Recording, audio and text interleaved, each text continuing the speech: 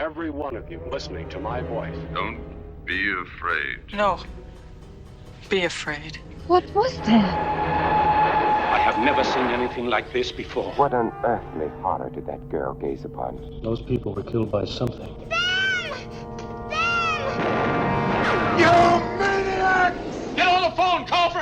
Welcome back to tonight's second feature. I am your host, James Hewitt, and I am joined by my co-host, the 60s boy live, Rhys Strang. All not true. Oh. This, sorry to break your tiny little soul. Guess what, Rhys? This is a movie podcast where we dive into the mad world of B movies some weeks when we have time. It's been so long, James. It has been almost 3 weeks. Something like that. You have been down in Christchurch on a turkey farm. I have been on a turkey farm. It stunk like turkeys. Like turkey? Yeah. Surprisingly. Shockingly. I haven't smelt a turkey. You don't want to. Not a live one, at least. I smelt the aftermath of 250,000 turkeys who were now sitting in a freezer in some grocery store. Because you lived on a dairy farm, so you know the horrors of fecal matter. And I've raised chickens and sheep and cows, so I know the horrors of poultry. Poultry just stinks. They're stinky birds. Poultry is worse than cow shit. I love chickens though. They're the cutest little fucking things. They're so stupid. But they're too stupid. Are turkeys stupid? They're more stupid than chickens. You only got to see the leper that they left behind. Teagle left behind this mangy-looking bird who just kind of chilled. Old Yeller. Chilled out. I got a photo of him. I don't want to see that. I don't. I could. Your linguistic skills described it well for me, James. It looks even worse in photo. But yeah, you've been down in Christchurch, so yes. We haven't recorded for 2.5 weeks, though. I think for the folks, it'll only be a week gap. Only a week. The last episode was the Lost World. I say 3.5 hour episode. What a cliffhanger to leave them on. God. I don't understand how that was 3.5 hours. I was worried that would be like an hour long episode. If this was uncut, that would have been like a 4.5 hour episode. I think it was dark once we finished recording. It was like bright, the sun was shining, and then it was pure black outside. Dark, and the sun couldn't quarter of a bottle of wine left. True, yeah, that's true. Yeah. I didn't fully finish it. Well, I did. I drank it, but by the time I drank it, it kind of vinegared. So how long did it take you? Like an extra week? Because you're not a big. No, I'm not a big drinker. No. About a week and a half. Oh, probably a bit over a week. Because I was sick, which we'll talk about. But yeah, vinegared a bit. Well, when the listeners hear this episode, it'll actually be after Disclosure Day. You will have heard my Disclosure Day and the backwards horrors that I experienced. But you brought back some DVDs, right? I brought back some DVDs, you might say. He told me that he was buying some DVDs, and I think at the time I was on the brink of death. How so? Explain. I was probably like 2 hours asleep, running around working my ass off, and you were like, "Oh, here's a picture of me and my friends playing board games and buying DVDs and watching movies." It was pretty fun though. We played a board game that we made. Yeah, in film school we developed. Well, not really me. You guys more developed than I did. You were a part of it, James. Yeah, I was a part of it. So in third year, in our film school, we had a group project, which is, because it's a smaller school, we combine it with the other mediums, which is game and animation. You said mediums with such distaste. Just trying to figure out the word, man. The animators, the gamers. It was so small. It was pretty small. 22 people in total from all 3 divisions. And normally we just do a film. But I convinced everyone single-handedly with my silver tongue to do a board game. Later on, we stood in a circle, and Rhys and I spouted to us like Caesar. Caesar Catalina did to... And it worked. Yes. Though I think, looking back, I think I just bullied people into... I think it's you standing by Jordan. Who's a big, who's beautiful, imposing man. Mm-hmm. But yes, I've got a silver tongue, especially with a bunch of nerds. They don't want to. I couldn't imagine Chris snapping back like, "No, Rhys, we're gonna do a a bunch of little cute animation, animators who can barely ask for fries at McDonald's." Why are we talking about this? Do the people want to hear this? I don't think. Nah. It's but we made a game and we played it. It was beautiful. It was great. Do it 12. Yeah, it was a beautiful game. I wish the people got to see it. But yes, DVDs. What did you bring back, James? Let me grab my stack. I can see your steelbook right now. There isn't. My steelbook. Because it stands out. It's a beautiful white little copy of yes, Barry Lyndon. Let me beautiful steelbook of Barry Lyndon. So JB Hi-Fi probably almost every month now they do a 20. I think every public holiday. Yeah, they do a 20% off deal, and it's dangerous. Yeah. At the same time they were having that deal, which was the King's birthday. Yeah, King's birthday. In Australia, they had a buy one get one free. I saw. We get 20% off. They get buy one get one free, and you can play the system too. There's certain ways. Someone made a TikTok. Yeah, I saw. But buy one get one free. You can get like a $200 imprint sets. Yeah, and then get it. But they've done that here before. Have they? Yeah, like 3 years ago, we were at JB, and I remember they had that sale. But I just don't think it makes sense for them in New Zealand. No, with the 20% is pretty good. It's pretty good. Us at the door. Yeah, but I picked up a beautiful copy of Barry Lyndon steelbook. It's gorgeous. I've told you this before. I have a big problem with steelbooks of classic films. Right? I just think they're ridiculous. It's a ridiculous idea to have a steelbook of Bridge Over the River Kwai. Because not for me, Rhys. So not stupid. For me. Because you'd just have this, because steelbooks are so stripped back, and so I can just imagine the steelbook of Bridge Over the River Kwai, which is just the silhouette of a bridge. I find it so fucking ridiculous to have that, but this works because the Barry Lyndon poster is just black and white with a bit of red. But every other classic movie, they look ridiculous. Isn't that beautiful? Like. It's a work of art. I think my copy of Barry Lyndon's a DVD, so I should really upgrade. I have. He has it. Yes, Barry I think Lyndon right here. I think we have the same one. Yeah. I think I picked this one up from the SIT sale. That's what the people want to hear about SIT. SIT film school from 4 years ago. You got Stage Fright.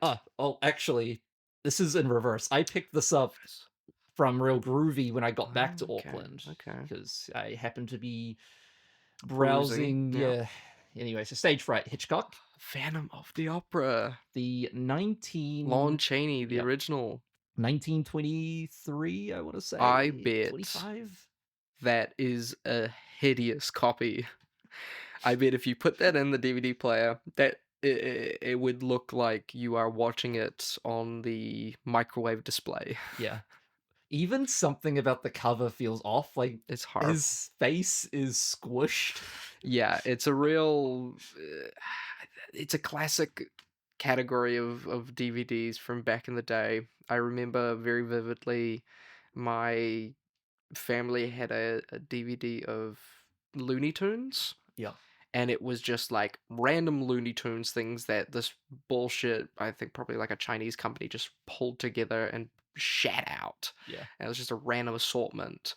And it was all yellow, and it was like a box inside a box, and it was crushed to hell, and it sounded horrible. I mean, I loved it, but it was like a monstrosity, a true Frankenstein of a DVD. And that's what this is. I guarantee you watching The Phantom of the Opera on YouTube would look higher quality, like 1,000 times better. Oh, for real. Yeah, most of my DVDs growing up are just bleached by the sunlight. Yeah. Just fucking bleached, mate. Yeah. Yeah. 100%. Anything else interesting you got in there? We have No, that's not interesting. Terror by Night. I don't even know what that is. Get that out of my It's face. a Sherlock. No, I brought this in honor of our boy Sherlock from Lost World. What's his name? Oh fuck. Tell me his name, James. I want you to tell me his name. The name escapes me. What's his name again? Writing Boy. Writing Boy. That's his name. I gotta look this up now. Now it's the name just escaped my. I hate when this happens. I hate when that happens. We have to be better than this, James. I know. Arthur Conan Doyle. Arthur Conan Doyle. Thank you. Battleship Potemkin. Battleship Potemkin. That's a terrible cover, but it's a cinema cult. Yeah. And cinema cult's pretty good. It's pretty good. This is one of these films where I thought I had it in my collection, but it's one of those films that I would just gloss over. So I possibly still have this. I just have it's on my shelf stacked somewhere. Dark Breed. What the fuck are these DVDs, James? We started with a beautiful 4K steelbook of Barry Lyndon, and now we're talking about fucking Nightbreed? Dark Breed, Rhys. Have a little more respect for that, for Jack Scalia. This is a 1980s forgotten cult sci-fi. Let's keep it that way. Classic. I don't think this needs a revisiting. This is one of those films where I picked it up, I searched it on Letterboxd, 10 people have like logged this film, and I'm like, this is for me. I'm gonna pay $5 for this. Maybe 3 weeks was not enough. Maybe we needed 4 weeks, James. Another one, The Last Train from Gun Hill. They had a stack, 3 like layers of just shelves worth of DVDs. Mm-hmm. Just westerns. Ugh. I looked through them. I was like, "Fuck, man." I was no jealous. One's seen these. I was jealous when you said that this place had like a bunch of DVDs and a bunch of good stuff. But now looking at them, what are these, James? What are these movies you brought me? I just didn't get the good stuff. Why? Why bring them at all? Because, Rhys, why would I pick up a DVD I can just find in a JB or Jesus a real Christ, movie? what's next? Just show me what's next. This is horrible. This is terrible. We have The Pirate, Judy Garland, sake. Gene Kelly. Oh my god. What is this? The fuck is The Pirate? So we were driving along this back road and we came across this... You found it in a ditch? No, it was propping up a mailbox. We came across this really cool bookstore. It's in an old monastery. And they had this wall of just classic movies. So I picked up The Pirate there. And then randomly they had Maps to the Stars. Oh my god, Cronenberg. Yeah. Wow, I've heard that's one of his lesser good movies. This is a great get, James. Wow, this is beautiful. This is actually like now he's excited. A great copy of Maps to the Stars. This is a French version, I think. I'm looking at this. I think it's a French version. I saw Cronenberg. I was like, that's not for retail. Shocking. Yeah. This is... I don't know what this is, James. I don't think I've ever seen something like this before. Yeah. This might be a... I don't actually know what this is. What is this? This might be... Yes. Yes, this is, James. This is a rip. This is oh, no way. Yes, you can tell. This is a rip. Yes. I can see where they put the sticker on. James has... The only good movie he's brought me is a really well done rip of Maps to the Stars, which very convincing. I don't even know if Maps to the Stars got a disc. Yeah. Because you can DVD see release, you can see it's a 16x writable DVD. Very... Congratulations, James. You just played yourself on live. Not really live. I played myself, but this cost me like $1. It's great though. Yeah. I'll borrow that. It's pretty cool. It's really hard to find that. Yeah. I mean, I've heard it's one of his lesser movies. Worst films. I've heard it's his worst film. But hey, $1. Why not? Why not? $1, and I also picked up The Thief of Baghdad. the Wow, great. Yeah. That's a great film. It's a great movie. Great. I think it's the silent one I picked up. Yes. Yeah. Yes. Great movie. I think this is because there's two versions of this. There's the 20, 24, 25 version. Yes. Yeah. Sometime in the silent era. I think this is the lesser version. I think there's a British version that's Is there a British version? pretty good. Yes. The Three Stooges. Oh my god. This is horrible. Let's just a sealed sealed copy. A sealed copy of the Three Stooges. I wonder why.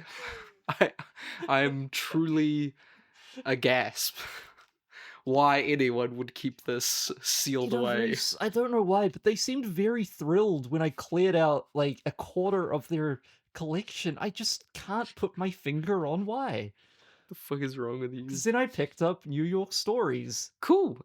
Yes. Good. Okay. That's an actual movie. Yeah. An actual movie. Let's just put aside the Woody Allen aspects of it. And the Francis Ford Coppola. Yeah. And the AI Marty Scorsese. Yeah. 3 people who have been cancelled at Marty points. You know, let's not talk about that. I don't want to get depressed. Yeah. It might be over by the time this releases. Let's hope so. Before we get on to your gift, Rhys. Yes, he brought me a gift. I told him to bring me a sexy, sexy gift. I'll pull up the actual message I sent you. Sure. What's the last one? Well, because we're in a bookstore, I had to pick up some literature. Yes. Picked up 20,000 Leagues Under the Sea, Jules Verne. Been getting into some Jules Verne lately. How many leagues are they in now? Have you started reading it? I have not started that one because I went ahead and read From the Earth to the Moon. Right. Yes, you did tell me. Then I did pick up Frankenstein. Frankenstein. Yep, Frankenstein. I just learned that there's 2 versions of this. There is a rewritten version that she did herself a couple years later. This is beautiful. Yeah. I think because I downloaded as a bookshelf. Not sure. The book app where you can keep track. It's the letterbox version. Yeah. Because I downloaded that to keep track. Beautiful. Yes. I need to read Frankenstein. And then they had like 30 copies of the Odyssey and the is it the Iliad? Yeah, the Iliad. Did you get me a copy? I did not. You fuck. You absolute fuck. We did 2 a.m. I awoke to buy our IMAX tickets for the Odyssey. So we're gonna see the second showing of the IMAX Odyssey in New Zealand. Because we didn't want to get up at fucking 10 a.m. Cool.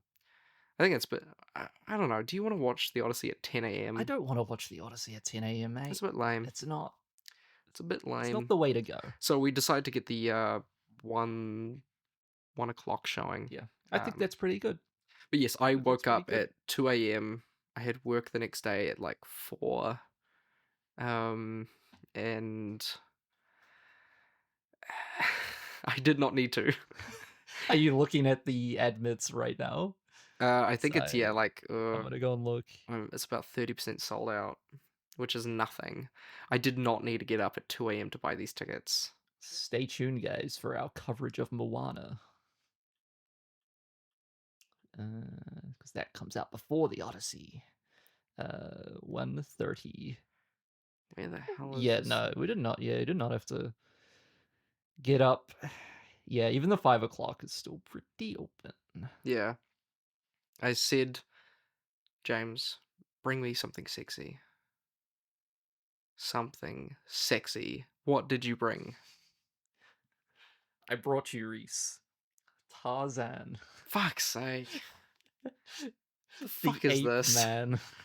Richard Harris. Oh dear. What the fuck is this, James? What the fuck did you bring me? Isn't it obvious? I brought you Tarzan the Ape Man. So disappointed. What is this? This is horrible. You've ruined my day. Honestly, I was pretty stuck for options in terms of... Yeah, I'm looking at the ones your A-list picks. No. I'm not upset with my picks. I just could not find anything quote unquote sexy that would satisfy you. This is horrible. This is horrible. I fucking hate Tarzan. Stupid fucking monkey man. And now you get to add that to your collection. Was this What an really? honor. Was this really $15? Was this? Did you actually spend $15 on Tarzan the Ape Man, starring Bo Derek and Richard Harris? Fuck. Okay. Is this exciting, Rhys? You could actually watch a DVD copy of Tarzan the Ape Man, probably one of the few copies that exist in New Zealand.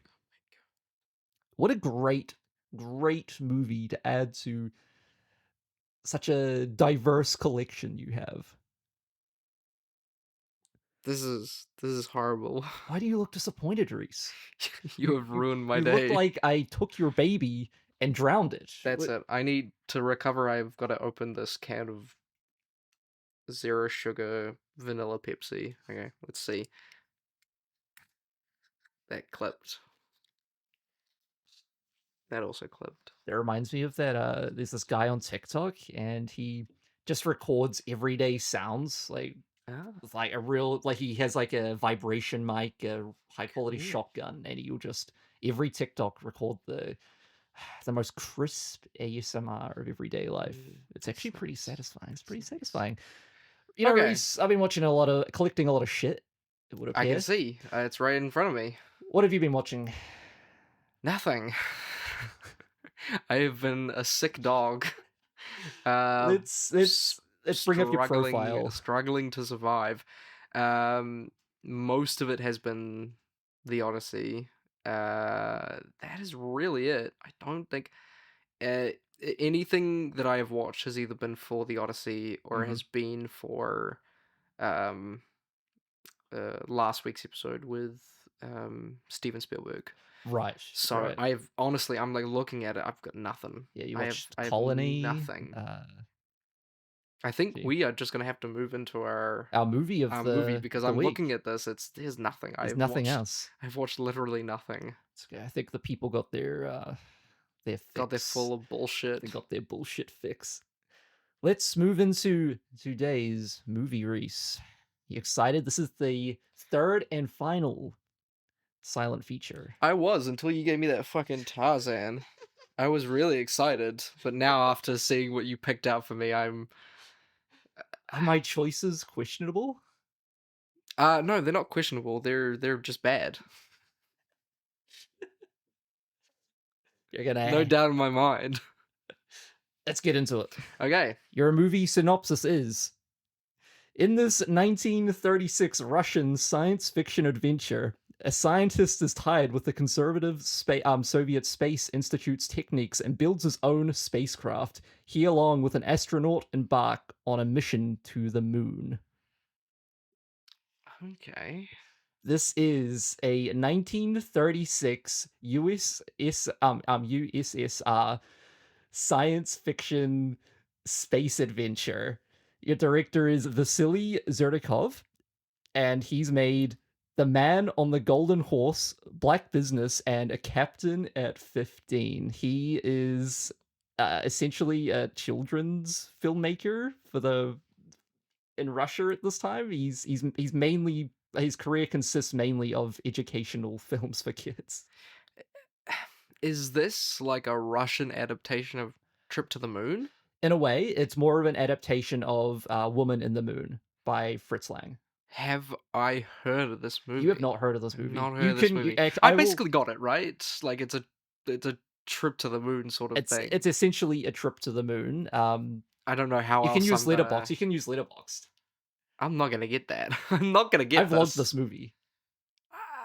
Oh my god, really? I've logged this movie. You have logged this is this a movie? Russian space adventure, 1936. Let's see. And what's crazy is this is 1936. Most movies at this point have transitioned to sound, but Russia's like, no, this baby's gonna be silent. That's it's super late in the game. It's super late in the game. I don't. Let me. And what's even crazier is this film is based on actual like on scientific grounds. They had like actual input from scientists making this movie, and a lot of it is actually not spot on, but pretty close to uh what it's actually actual physics. It's pretty incredible what they got right, actually, considering at the time there's like not a whole lot of science out there or available. Not Destination. No. Tell me what this is, James. This is Can't even find it. Cosmic Voyage or Cosmic Journey. I think it's called Cosmic Journey. Cosmic Journey on Letterboxd. What the fuck is this?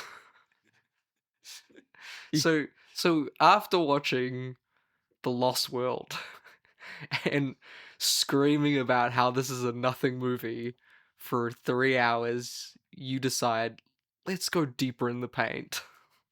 This is better. 781 logs on Letterboxd. It doesn't even have a backdrop. I added a backdrop. Oh my god. What is You can find this on YouTube. I'll send you a link, because that's the only way you're going to be able to watch this. What is this? How did you find this? I was searching on YouTube for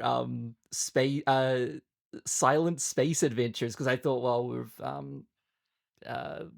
got a good variety. We've got a good variety here, you know. We've yeah. got The Lost World, we've Fantastical got, adventures, we got horror, and this is going to be our sci-fi. Exactly, yeah.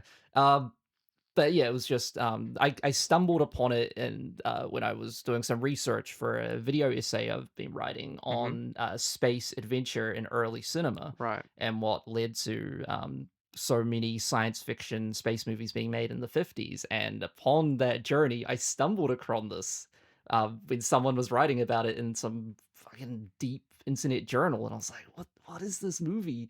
I watched it, and it was kind of a lot of fun. Okay. I speak very highly of it now. I don't know if it's gonna hold up on a rewatch, but I was excited to cover this film.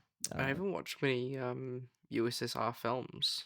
Yeah. Oh, they pretty quickly turned around and removed this film from theaters when it released. Really? Yeah. Okay. But we'll get into why. Only 70 minutes? Great. Okay. Yeah. I'm into this now. It's a tight watch. It's the great things, and what you're gonna hate about leaving the silent epics, Rhys, is that the next ones will not be 70 minutes. Oh no. Oh no. Who knows? Maybe one day we'll cover a 4-hour. Yeah, film. I'm very thankful, James, that we did not choose a 4-hour silent film, because there are many of those. I could have picked Faust, which is like 2 hours. Like, that's a lot. Yeah, no. That's a lot. Thank you very much. This is a breezy watch, trust me. Okay, so Cosmic Journey is from 1935, directed by Vasily Zhuravlyov, is our feature for today. Only 70 minutes. You can find it on YouTube. This is gonna be a good time. You've turned me around, James. You've recovered from Tarzan the Ape Man. That brings some light to my heart. Yes. This is gonna be good. It's gonna be a good episode. Best episode yet. Let's not jinx it.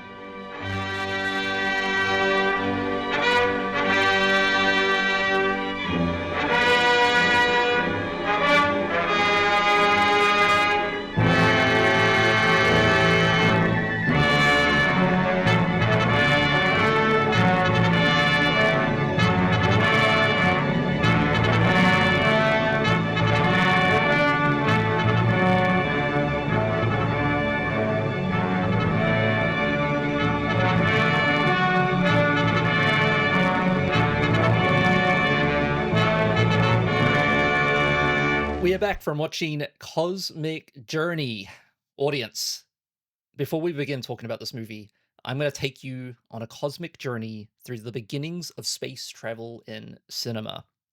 Rhys, strap into your spacesuit and I think this one's a bit too small. Do you have put on a bit of weight? Do you have a bigger size? Well, according to this movie, we have space suits that'll fit like it's a one size fit all situation. Nike shoes from Back to the Future.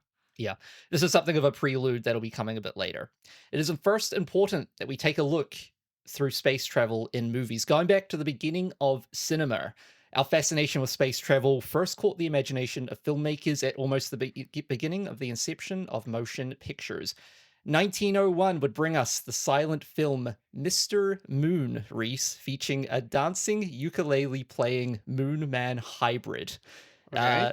The film itself is relatively unremarkable by today's standards, but not long after, George Méliès would build the visual foundations for space travel with his 1902 seminal masterpiece, A Trip to the Moon, heavily inspired by Jules Verne's From the Earth to the Moon. A Trip to the Moon is the first to depict spacecrafts landing on the moon itself and would include humans running in with aliens. Now, at this point, filmmakers wouldn't go crazy for action adventure, and it wasn't until the 1920s that the film industry would begin producing huge action spectaculars. Fritz Lang would create Metropolis, and of course we have Abel Gantz's Napoleon, among many others, although despite their scale and vision, we lacked films seeking cosmic adventure. In 1924, Yakov Protazanov would release Eliter, Queen of Mars, the USSR's first sci-fi flick. Although a product of its era, it would be a heavy influence on the whimsical science fiction designer Flash Gordon and Buck Rogers. Almost 5 years would pass until Fritz Lang would transition the whimsical adventure genre to hard scientific spectacle. In 1929, Fritz Lang landed with Woman in the Moon, which would go on to inspire another USSR film, today's movie Cosmic Journey. This is a groundbreaking moment for depicting space travel, especially during an era where what we knew about space travel was purely theoretical, and still within the framework of modern mathematical rocketry. Today, listeners, we will discuss Cosmic Journey, an important stepping stone in the science fiction genre and depiction of space travel on the silver screen. Here is the synopsis. It's like a breakdown of the very small framework of the movie. So, in Moscow, 1946, at the All-Union Institute of Interplanetary Communication, Professor Pavel Ivanich Sedgwick has built a rocket ship which he plans to travel to the moon. Professor Karen regards Sedgwick as a madman and tries to stop him. However, Sedgwick and his crew create a distraction and sneak in and launch the rocket. Young Andresia also manages to sneak on board. The rocket successfully lands on the moon, and Sedgwick and his cosmonauts set out to explore it. Rhys, Cosmic Journey. You watched it this morning? Yeah. First off, that was pretty impressive. Good job, James. Thank you. I'm guessing you pronounced all those names I don't think correctly. I did. Better than I could. That was pretty nice. Yeah, I just watched it just before coming here. I mean, it's an hour. It's an hour long. It's a pretty breezy watch. I think they say it's technically 70 minutes, but it is basically just an hour. It's basically an hour. Hour and some change. Yeah, this was great. This was really good. I really enjoyed it. It's basically a ripoff of Woman in the Moon. Well, ripoff. It's a reimagining of Woman in the Moon by Fritz Lang. Right. Okay. He did it about 7 years earlier, in 1929. Mm-hmm. It's a pretty clear resemblance to that movie, which I'll get into later. But for the most part, it's actually a pretty tight little space adventure. I mean, it's pretty fun. Well, this is the newest film in our Silent Spectacular, right? Yeah, this one's 1935. 36. Okay, I've got it written down as 35. Maybe this one's 36. That's weird. I've got it as 35. It was the premiere was in December 35, and then theatrical was January. Yeah. Oh, okay. So we're both right. It's both ways, yeah. Yeah, I was a bit confused there, but this is the newest of the Silent Spectacular. Yeah, I mean, this came out the same year as Bride of Frankenstein. So this is pretty late in the game. But it's crazy because this is late in the game of sound films, and this film is silent. I don't know. Yeah, Sound why? has been out since what, 1928? Well, yeah, was the Jazz Singer 27? Yeah, like it's quite. I'm guessing it was mostly because of the USSR. Let me check. Like, I'm gonna go by genre, by decade. Yeah, I mean the USSR, yes, the Was USSR at behind. this point, they have so many different regions of the country that speak dialects that other sides couldn't understand, that they kind of needed to make this a silent movie for simplicity's sake. And I mean, some of the reasons this movie was even greenlit was for uh, um, propaganda. That's it. Thank you. Propaganda reasons. So that was part of why it was. Yeah, it seems like made there was more a silent. mix of the kind of movies that they had. It seems like they had some speaking films, but I'm guessing it was because the USSR was not in a great place during No, the well, 30s. this is during, and I'll talk a bit about this when we get onto the transition from Vladimir Lenin to Joseph Stalin's takeover of Russia, because Yeah. at the beginning of the fall of the Tsar, Vladimir Lenin was, he's not a nice guy, but he's a bit more lax on the kind of films that filmmakers were Yeah. allowed to make. Whereas when Stalin came into power, he had a pretty strong throat hold on what was actually allowed to be screened. So it's pretty telling of the era that we're in here.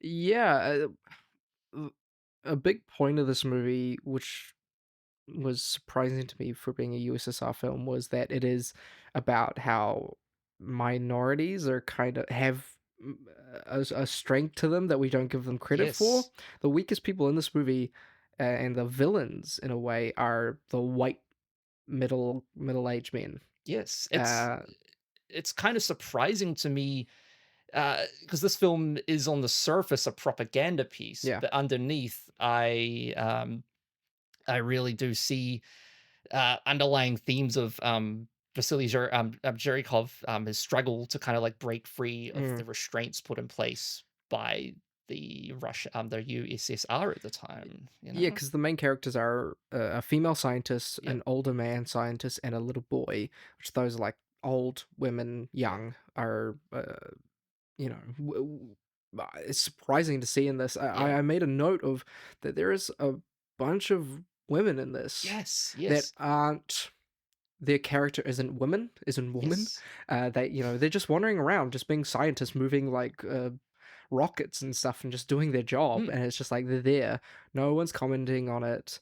It's not a hubbub. It's just like they're there and they're doing their job. There's no forced love triangle, No. or there isn't a Victor isn't along for the ride with them, and we don't force the two into some stupid romantic dynamic. There's nothing like that. They make a statement a couple of times about the power of youth. Yeah, yes. Which is really weird to see. Oh, well, there is a reason behind that. Okay. There is a reason behind that. But this has no plot, basically. This is very little plot. There's no villain. There is no... Well, there is kind of a villain. But Professor Karen. But as soon as they go to the moon, he's not a villain. Like, he's only a villain because he thinks that this is a dumb idea and thinks that they are going to die up there. Which, to be fair, they almost do. Valid. They almost do. They're taking a little Boy Scout and a man who looks like, Saint Nick up to space. But as soon as like they're in space and they're trying to come down, he stops being a villain. He's kind of just... He's happy when they come back. He gives them both a big hug. It's all a big parade of applause, and so no one's like the villain. There's no real conflict. That's why it's probably an hour, because there's really nothing to this movie. Well, it's interesting because we basically are on the moon like 20 minutes into the movie. Yeah. Woman in the Moon, Fritz Lang's film. 2 hours and 48 minutes, Rhys. The first hour and 20 minutes, we don't even leave the Earth. Oh my god! It's so there's so much fat there that you could trim, pull it back, and then you've basically got this movie. We start off with some character intro cards. Yes, we do. Which was great. The film I watched before this was Baz Luhrmann's Romeo and Juliet. Have you Right. watched Baz Luhrmann's Romeo and Juliet? No, I haven't. That was a great film. But that starts with all of the characters being introduced with like flashy title cards. So that kind of reminded me of this. It's just they'll have a character and then they'll just cut to the thing saying who they are and what they do. I think that's why it's an hour, because they don't spend time having to be like, well, of course, as everyone knows, I am the head scientist of this, and this is my daughter, and this is how I relate to all the other characters. It just says, bang, this is the guy, this is what he does. It just says Victor, head of science, rocketeer or some shit. Yeah. We will go, because it's such a small. Should we go plot by plot? We'll go plot by plot. Okay. Unless you have any. There are points that I've written down, but we can bring. We'll get to them when we get to them. Yeah, it's pretty straightforward. It is a skinny plot. cat. It is a pretty skinny cat. Meow. The film is set in the futuristic year of 1956 Russia. Mind boggles. Yeah. That's what would that even look like? Women in science, flying cars, cats on spaceships. Well, yes, cats and spaceships. Apparently, they were probably doing that since like Hitler was launching. They were just B-2 throwing them up rockets there, out into space. like they were just putting them in catapults and seeing how far they can go. We get a pretty cool opening, wide matte painting miniature work. Of the city of Russia. Russia, Moscow. I don't know. I don't know where this is. Yeah, I thought that was going to be like a big bridge, but it is just a huge fucking ramp. Yeah. And when we get the introduction to the spaceship, it is so cool. It's so cool. It is this incredible 360 shot. It goes on forever, right? Like a 30-second to a minute long. Pretty impressive. Just keeps going and keeps spinning around. And you have like little cars going around and forklifts and people doing stuff. And it is, I mean, comparing that to Caligari, a film that your part of your issue was there was such a lack of movement. Yeah. There was such a lack of cinematic language in that movie. It is 15 years later, but still.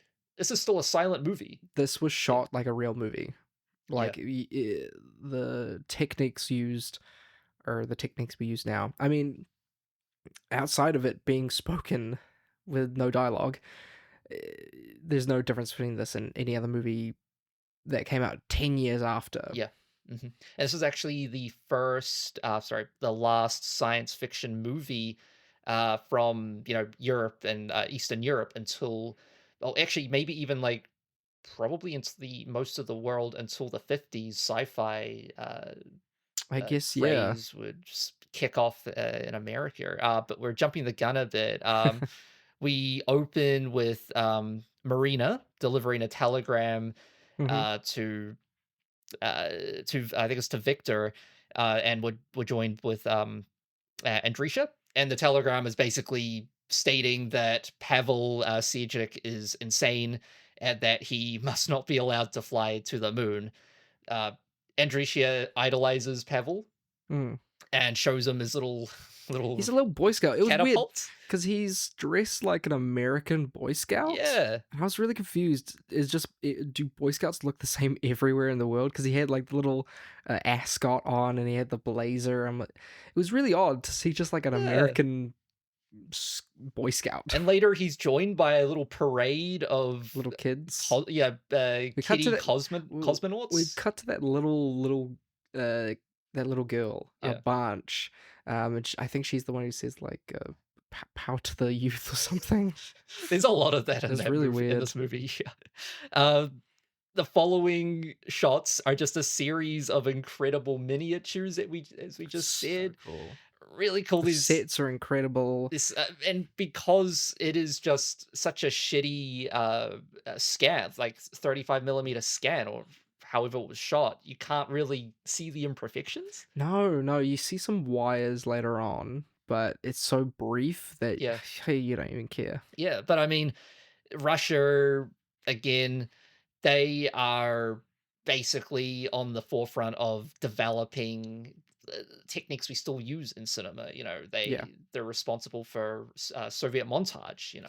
Yeah, true. They were pretty big. A lot of technology was advanced there. I mean, yeah, Russian lenses are pretty big in the 35 millimeter photography world. Yes. They're pretty coveted. Them and the Germans and Japanese, basically. Especially German. It's this famous lens called the Helios 44 or something, and every photographer will have it as their vintage lens they pull out. Yeah. To add a little flair to some of their images. And they had no rules back then. It wasn't like now where you get a 25, a 50, a 35, 70 mil lens. You would get lenses that are like 31 millimeter lenses, and they would go down to a 1.7 stop, and they would have a high of like 20.5. They would just have no consistency. No consistency in the craziest artifacting, bokeh. It's mounts. It's cool because it's like every cinematographer was an engineer. They were so clever. And they'd have like different not filters, but different coatings on the lens. Some would be like irradiated uranium. Yeah. It's crazy because now you take the FX3, you press record, you can almost guess the exposure and get a good image. Yeah, basically. Yeah. Whereas back then, it's like it's fucking mental. You need to wrap your head around the practicalities of even loading film. It's insane. But yeah, these shots they look pretty good, and compared against Fritz Lang's Woman in the Moon, I would say they're almost better. Yeah, I would. Huge props to them. When was that? When was 1929? Okay, so that was what, 6 years? Yeah, six or 7. I suppose 6 years. Yeah, because I think they started filming this one in 35. Yeah. Professor Karen arrives at the facility. He is the head of the Space Institute, and he basically tells Pavel he has conducted 2 test flights in his own miniature rockets with rabbits and a cat on board. The rocket with the cat has disappeared, presumably crashing on the moon, and the rabbit came back with a ruptured heart. Despite Pavel's assurance that I am not a rabbit, Karen doesn't think that the old man will survive the G-forces involved in flight. He probably couldn't. I probably guarantee it that the boy and the old man would probably die on that flight. He crashes the rocket, Rhys. He eats shit. Yeah. It's not the G's that's the problem. I think it's them fucking exploding the ship. That's probably a bit more of an issue. Some very Vernsian characters here, because in every... and from the Earth to the Moon, there's the crazy man who has this wild, imaginative idea of pushing the bounds of what's possible, and then he's got this. There's always the sidekick. It's very. This is very similar to the Lost World. Yeah, Lost World. Yeah, it's basically the exact same setup. This old loony who's trying to go to somewhere that no one believes exists. Yeah. Karen doesn't think that he will survive the G-forces, and secretly enlists the younger Captain Victor Orlov to take Sijik's place. But Orlov's 10-year-old brother, Andrisha, overhears the conversation, and since he is a big fan of Sijik, he warns him about Karen and his brother's secret plan. Sijik enlists Orlov's girlfriend and fellow professor Marina to be his co-pilot. Imagine that. Yeah. Imagine that. This is the first trip to the moon. You are handpicked to go to the fucking moon. And on the day, you get bamboozled and switched out with your girlfriend and your 10-year-old brother. What the fuck? Yeah. What the he sneaks on board. Fuck? He sneaks on board. He's a little shit. That's fucking crazy, right? Imagine that you have you've worked your whole life for this. James, you have been given the chance to direct the Odyssey, a new King Kong movie, and you've been doing this your whole life, and the day before shooting, you're getting to set, and they tell you, oh, actually, your little sister and your granddad are going to direct it, actually. What a kick in the nuts that would be. I would be furious. Yeah, he's pretty chill about it. I mean, he's like, do we even see him after? I don't know. I don't know. No, because he's gonna pilot the rescue rocket to go save them. Yeah. But yeah, it's pretty crazy. The fact that she's just seen as a human being here. Yeah. The old man's just like, hey. I mean, she is the most capable out of all three of them. Yeah. And I mean... I still don't know how they have a suit for the little boy, though. Oh my god, it's so convenient. They have a 12-year-old boy's rocket suit. Yeah. I mean, it's just a diving uniform. Yeah. There's not much else, right? They go straight to the moon. Yeah. They go straight to the moon. I was really curious because they specifically state they've got 0 Gs. Mm-hmm. There's no gravity up there. And I was like, oh, they're weightless. How are they going to do this? How the fuck are they going to do this? And they were in like BAFTA tanks, like in Star Wars. And they took a step, and I was really worried. This was the point that I was so worried, because I thought what it was going to be was them acting like they're kind of floating. Yes. Like they'd be on their tippy toes going, whoa, whoa, I feel a bit light here. And that's what it kind of looks like when they first step out of their booths, and until the old dude just fucking jumps and just goes around like a ping pong ball in this sort of snorri cam. It's pretty cool. Which I looked up because I think they were doing a snorri cam, something similar to it at least. I think the actors were at least attached to the same platform that the camera was on. Yep. I looked it up. The snorri cam was invented this year in 1935 in a German film.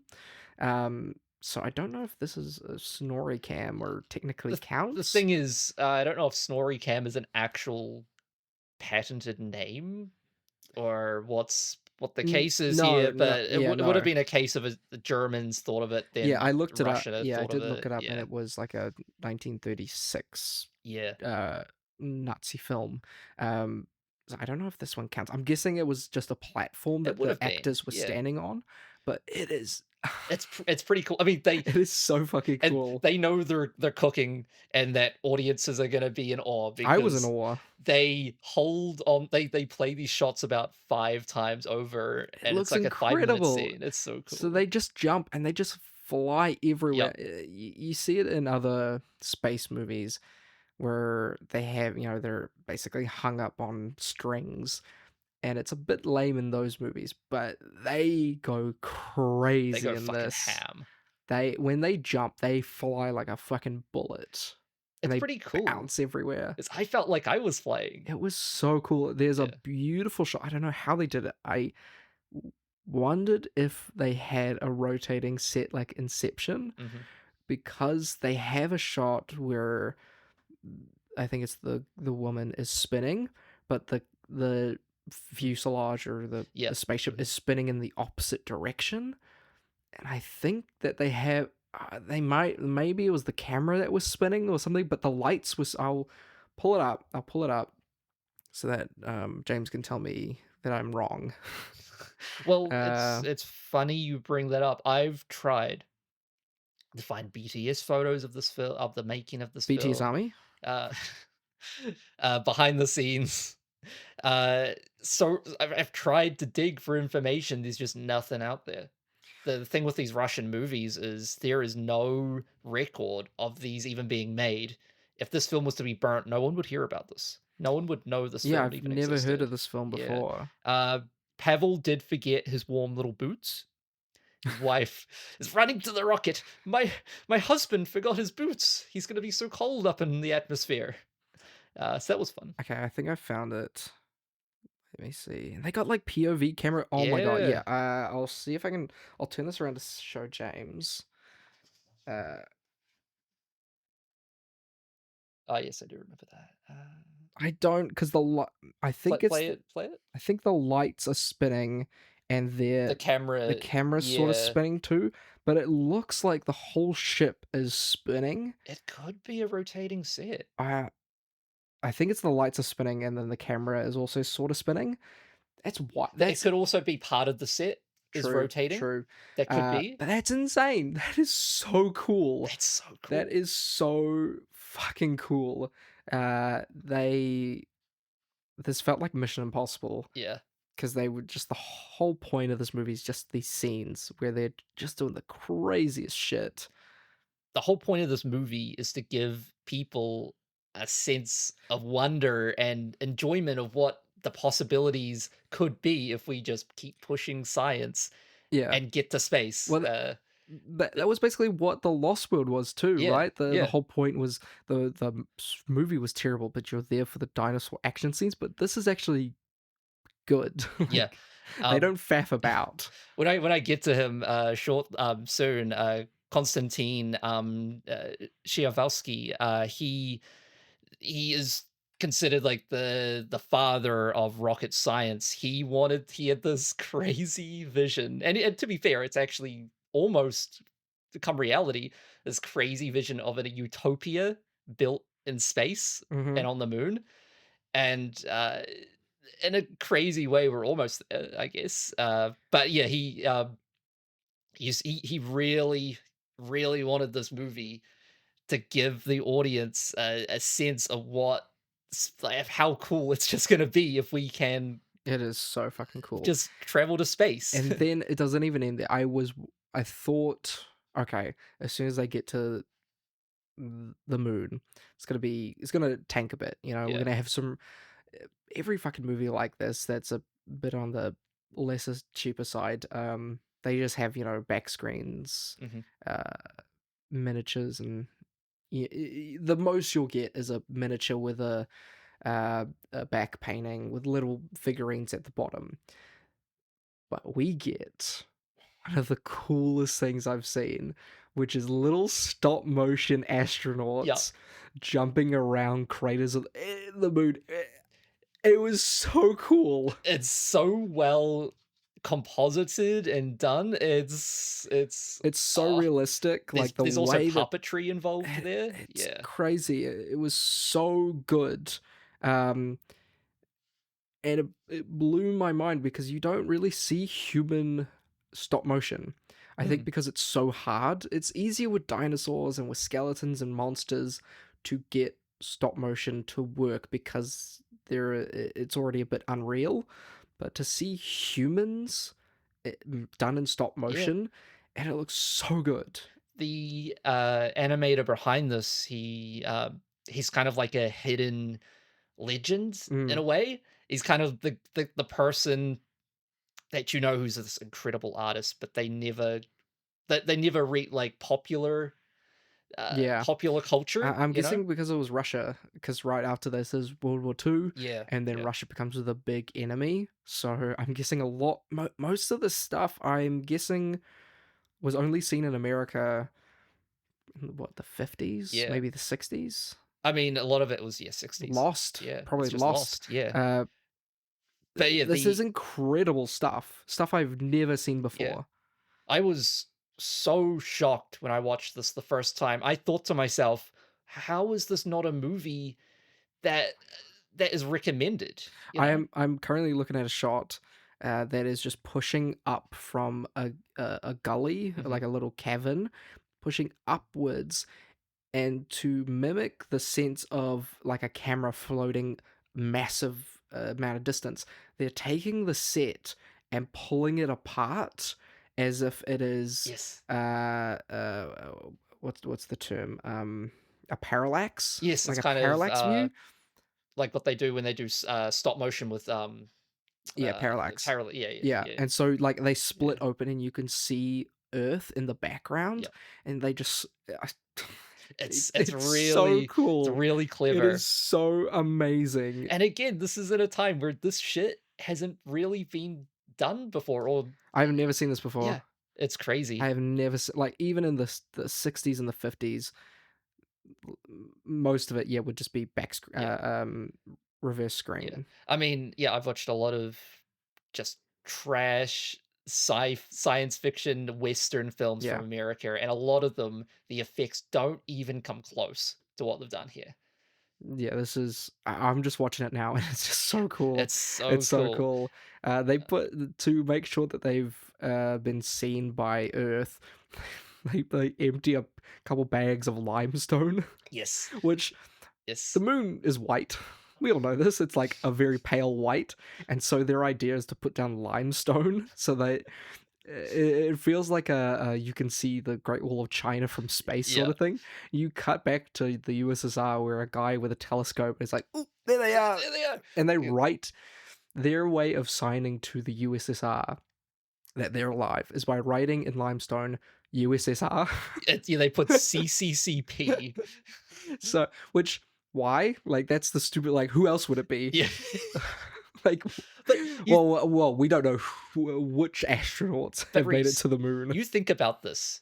In a way, this movie is less patriotic than something that America would make, like Independence Day, for example. Yeah, or Armageddon. Those films are so fucking patriotic. This movie here, you can no flags. There's no flag. Not We're a flying on the flag. moon. No. And there's no claim to the moon. Yeah, the only thing that's sort of like that is just saying USSR on the moon itself, but they don't bring up enemies or like there's no spies. There's no Cold War. There's literally nothing. No other. Country is referenced. In this movie, and I think that's really really incredible. Like that. Like if this was America, even at the time, they would have planted a fucking flag. Yeah, 100%. Yeah, because God bless America. And basically, the only conflict in this movie is that the little boy is a bit too boisterous, and a little too eager. He gets the professor trapped. Not purposely. He's just. The professor's trying to catch up to him and causes a cave collapse, and so he falls down, which scary shit. The way they shoot it is really effective. Yeah, really cool, really terrifying. Because imagine that, being stuck in like a cavern on the moon. Yeah. Fuck that. And your only person that can save you is a little 10-year-old boy. By the way, they obviously this is not at all what the moon looks like, but it's so beautiful. But it is the dark side of the moon, so maybe I don't know. It's very cavernous, very like the Grand Canyon sort of looking. Yeah, but they established that upon landing, crash landing, because Pavel eats shit. He just goes flying across the room. Yeah, it smashes against the wall. Anyway, they damage the oxygen supply. And what do they find, Rhys, which replenishes their oxygen? They find the cat spaceship, right? No, the frozen. They find snow on the moon, which is the atmosphere. Right. Yes. So the moon's atmosphere has been degraded over time and is turned into snow. And they just say, "Well, this will replenish our oxygen supply." I assumed they took the oxygen from the cat spaceship. No, you would think so. Okay. That's stupid. That's stupid. It's so funny to me. But anyway, they do find the rocket ship that the cat is in. Thank God. Do they even show the cat until the end? I don't think so. No, right? No, they don't. Yeah, it's very funny. They just find the cat and they're like, "We found the cat," and they only show the cat at the end. But yeah, they find the spaceship. Then, because of the gun, the boy's gun, his BB gun, it's probably the worst part. The scientist, is it Pavel? Pavel, yeah. The scientist Pavel has been trapped and he's trying to get contact with the boy and the girl, and so he just shoots them with the BB gun. So he was only like around a couple the corner. meters down. Yeah. He was just kind of trapped under some rubble. Yeah. I don't know how they didn't see him. That was pretty weird. Who cares? Who cares? It doesn't really 60 matter. minutes. So they find him. They just push the boulder over. They're like, "Sweet, we're gonna go back." And on Earth, the USSR is like, they're dead. We're gonna send a search party. And Victor. How many spaceships do they fucking have? They have two spaceships. They sent up a cat spaceship though. Those were mini ones. Those were mini. Right. They have a second spaceship, like a mini in fridge. Reserve. In reserve. And just as they're about to launch, it's 2 spaceships. That's a lot of spaceships. That is too many spaceships, I say. As they're about to launch the second one, someone spots them parachuting down. Yeah, lucky. Yeah, I don't. They were about to launch. What was their plan? Yeah. So what was their plan? Like, they can't contact them once they're up in space. So what was the plan? I don't know. They just simply That's probably said, why they think he's a fucking lunatic. Because they're like, so you're going to go to the moon and then you're just going to come back at some point. You're going to put some limestone down. Hopefully we're going to see it where you're tagging on the moon. And then you're going to fucking come back and we're just going to hopefully find you before you crash into a building. Because in most cases, when an astronaut comes back, they land on the water. yeah. Which I don't know if you know, doesn't have any people in it. But in this movie, they decide to land like in Times Square. But I don't understand how they did like smash into a building. I don't understand how snow can be converted into oxygen. Well, as they said, it was compressed through years of space. It turned into snow. How did they I guess, was the cat in a spaceship? Because how did they open the rocket and pull the cat out without its head exploding? Was the cat suited up? Well, they have time, because there's the classic Magic School Bus episode where they go to, which fucking freaked me out as a kid. Do you remember the episode I'm talking about? They go to Pluto. Not that one. And they have, who was the redheaded kid? The little. Oh yeah, I know. Yeah, who was like, oh, I wish I stayed home. Yes. With the Fresno way. Yeah. He, who's already an annoying character, has a more annoying cousin who comes along for the episode, and she's so annoying. What is the character's name? I gotta look it up. God, I haven't watched Magic School Bus since I was a kid. God, I haven't watched that since I was like 7. Shit. Is that even still going? I think they did a reboot a couple years ago. Yeah, Arnold. Arnold, my God. He is so fed up with his cousin's shit that he decides to take off his helmet on Pluto, and he turns into his head freezes. God. I'm gonna see if I can show James it. It's fucking crazy. The thing is, I don't remember many episodes. Yeah, I'll show James. Yeah. It is scary. He looks like the Invisible Man. Yeah, he kind of looks like the Invisible Man. My God. It's scary. It is scary. He survives. I don't know how. His whole head turns into fucking Reggie Ice. Remember the episode where, I forget the kid, but they go into like his sperm? no, that's a different one. They go into, they're trying to follow like the life cycle of sturgeon eggs, and so they just get jizzed on. By a sturgeon. But there's another episode where they go into Ralph. I think it's Ralph, the chubby kid. He's got a cold, and so they go into his body. That was a good show. I like that show. There's one where the school bus breaks down, so they go into like the engine. Yes. And I think Mrs. That's a great Frizzle one. had put her ham or her. Well, no, the mechanic. Lizard. No, the mechanic had put his jam sandwich in the engine. Yes, it's PB&J. PB&J, and That's crazy. I think they float on it down like a big petrol stream. Yeah, it's a fun episode. I learned a lot about like a combustion engine and how they work. Yeah, that was a really good fucking show. Yeah, Cosmonaut Journey, Cosmic Journey. So I'm guessing, the cat turned into a block of ice and they just defreezed it later. I don't know. I don't really care. Anyway, they come down to the Earth. It's all get in fucking Times Square. They didn't kill anyone, I guess. Thank God. And the cat survives. And everyone gets a crisp handshake. And we're all big. What a picture! Big happy family. What a great picture. This is just great. This is just a great time. Like nothing crazy. Everyone put in a great amount of effort. It was just fun. It's like a Spielberg film. This is great. It's like the USSR's version of a Spielbergian sci-fi. This is awesome. Yeah. This is amazing. This was so fun. When I stumbled upon it, I was so surprised. Yeah, when I saw it, I'm like, what the fuck is this, James? Yeah. What are we doing? I trusted you, and this was great. This is really fucking fun. If you haven't watched it, watch it. Yeah. If anyone watches Woman in the Moon, which is, I make it sound like it's a bad movie. It's actually a really incredible movie. And you find it a bit taxing, just go ahead, watch Cosmic Journey. It will really, really surprise you. I'm just going to put up by half star just talking about it. What's your rating? An 8 out of 10. 8 out of 10. Wow. 10. It was originally 7 out of 10, but just talking about it. I think that was my rating. But I do want to talk about, which version did you watch on YouTube? I watched There's two versions I saw. English dub. Oh, right. English dub version. I watched the normal version with subtitles. Right. Now, the score of this thing is fucking mental. It's so crazy. Well, I listened to I went back and I listened to the score of the one that you watched, and that's normal. I think I don't know if yours is different. I am going to play it right now, James. Play it. I'm going to play it. I just said I was going to play it. Play it. Okay, ready?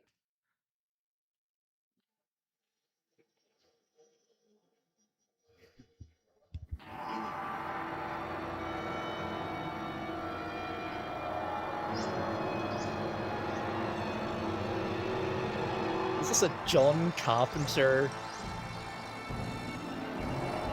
score?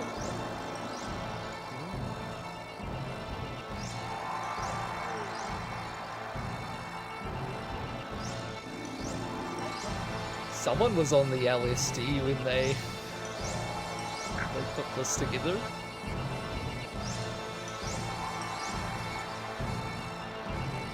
This is trippy, man. I love it.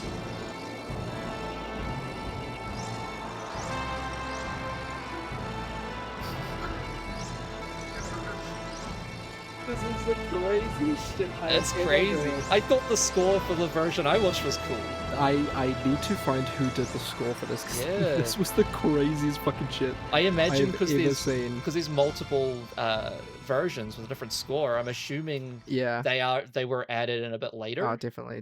Yeah. This is, I think, it adds such a weird element to it. I would highly recommend watching this one, which is just trippy, psychedelic, synthy. It's scary. It's it makes the film pretty scary. I don't understand why they did it, but I love it. This is one of my favorite like silent movie scores ever. That's crazy. This was so cool. Yeah, that's really, really incredible.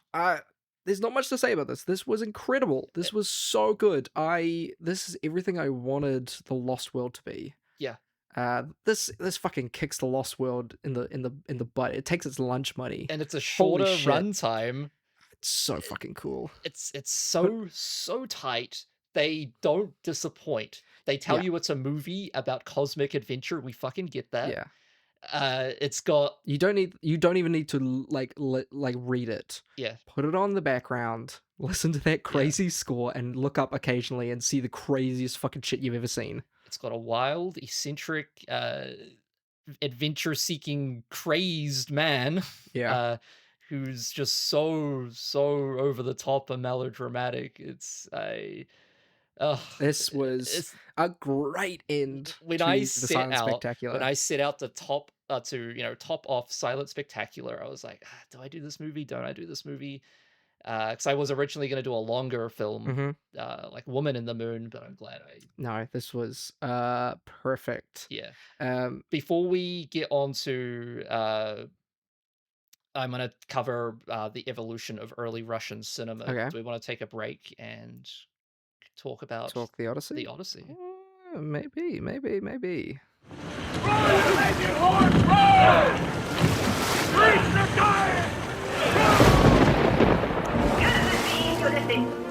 May the wrath of Neptune descend upon you. I am Ulysses, king of Ithaca, conqueror of Troy. There across the wide and dark sea is my home. I have been making my way to them these many years, but the anger of the gods pursued me. But I am here, undestroyed. Welcome back to An Odyssey Through the Odyssey, an exploration of the adaptations of the Odyssey, Homer's famous poems, leading up to the release of Christopher Nolan's quadruple A picture, also called The Odyssey. This is episode 5, technically 6, because we combined the Oddities episode and the short episode. But this one is probably the second biggest. There's a lot to chew on this one. This is modern adaptations.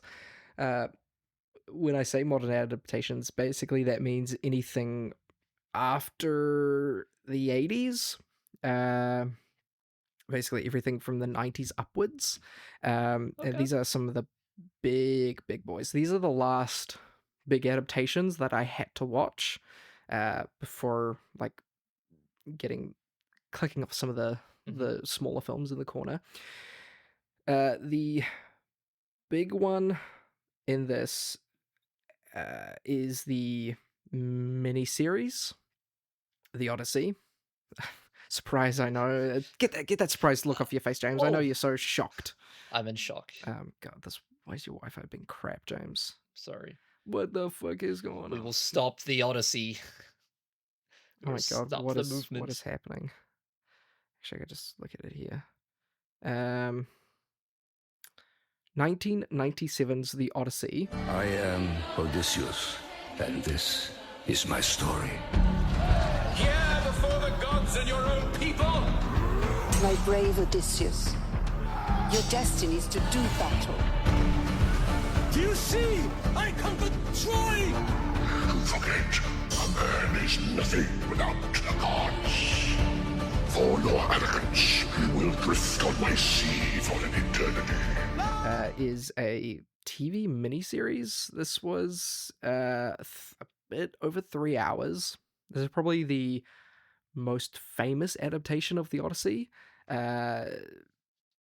Probably because it was much more American. The other TV adaptation I watched a couple of weeks ago was Italian. So that's probably why it wasn't as popular as this. This was fine. It was fine. There's not a huge amount to say because I've already watched so many other adaptations of the Odyssey, and especially the Italian TV show. This kind of it doesn't really add much. The main actor, Armand Ascente, who plays Odysseus, he's got this incredible booming voice, and I always wondered, when I was listening to this, how the fuck does this guy get dry cleaning done? How does this guy go through a McDonald's drive-through? How does this guy go to the doctors and ask for a cream for his knee? He's got such a crazy fucking voice. It's insane. Now, this is partly produced by Zoetrope Pictures, which is Francis Ford Coppola, who was just an executive producer, but the effects were done by the Jim Henson studio. I don't think Jim Henson worked. I think maybe Jim Henson was dead by now. The effects are alright. There is a really cool sequence in Hades where he goes to see the blind prophet, who is in this played by Christopher Lee, in a really good one-scene role. But there's not much to this. This is very straightforward. If you wanted a very breezy way to get the Odyssey that is just straight to the nuts and bolts, this is probably it. The Kirk Douglas film is just not that great. The Italian version is a bit too long, winding, and very artsy. Yeah. This is just fucking bare bones, the Odyssey. Right. It makes some odd changes. Odysseus is cursed on the fields of Troy. He isn't cursed when he blinds the Cyclops, which I don't know why they made that change. It's very bizarre. I'm just looking at the Cyclops. Yeah, the Cyclops looks really odd in this. He's got a huge fucking head. It has a really good, solid theme. The theme of the show is really good. Probably the best scene is it opens with Telemachus being born. And the score is going, and we get this beautiful shot of Odysseus holding Telemachus as a baby, and it's a sweeping shot around him while we see Greece and the Isle of Ithaca, and he's just talking in this beautiful voice, and the score is gone beautiful, and he's basically like Mufasa, and he's being like, yeah, this is it. This is the beautiful land that you will someday have as your own, Telemachus. It's good. It's it's fine. The god of wind, who he gets the bag of wind for, is played by just like a small New York Jewish guy. It's like, hey, deliver. What are you doing? I'll give you a bag of wind. You get back to your place, so you don't need to be here. Why are you talking to me? Poseidon, he thinks he's the greatest guy around. What does he know? What's the ocean without the wind? You know, he's like the shoe shining guy from Police. Not Police Academy. Oh my god. I'm forgetting. He's just every like Jewish, basically like a Family Guy, Jewish Italian guy. Police Squad. Yeah, Police Squad.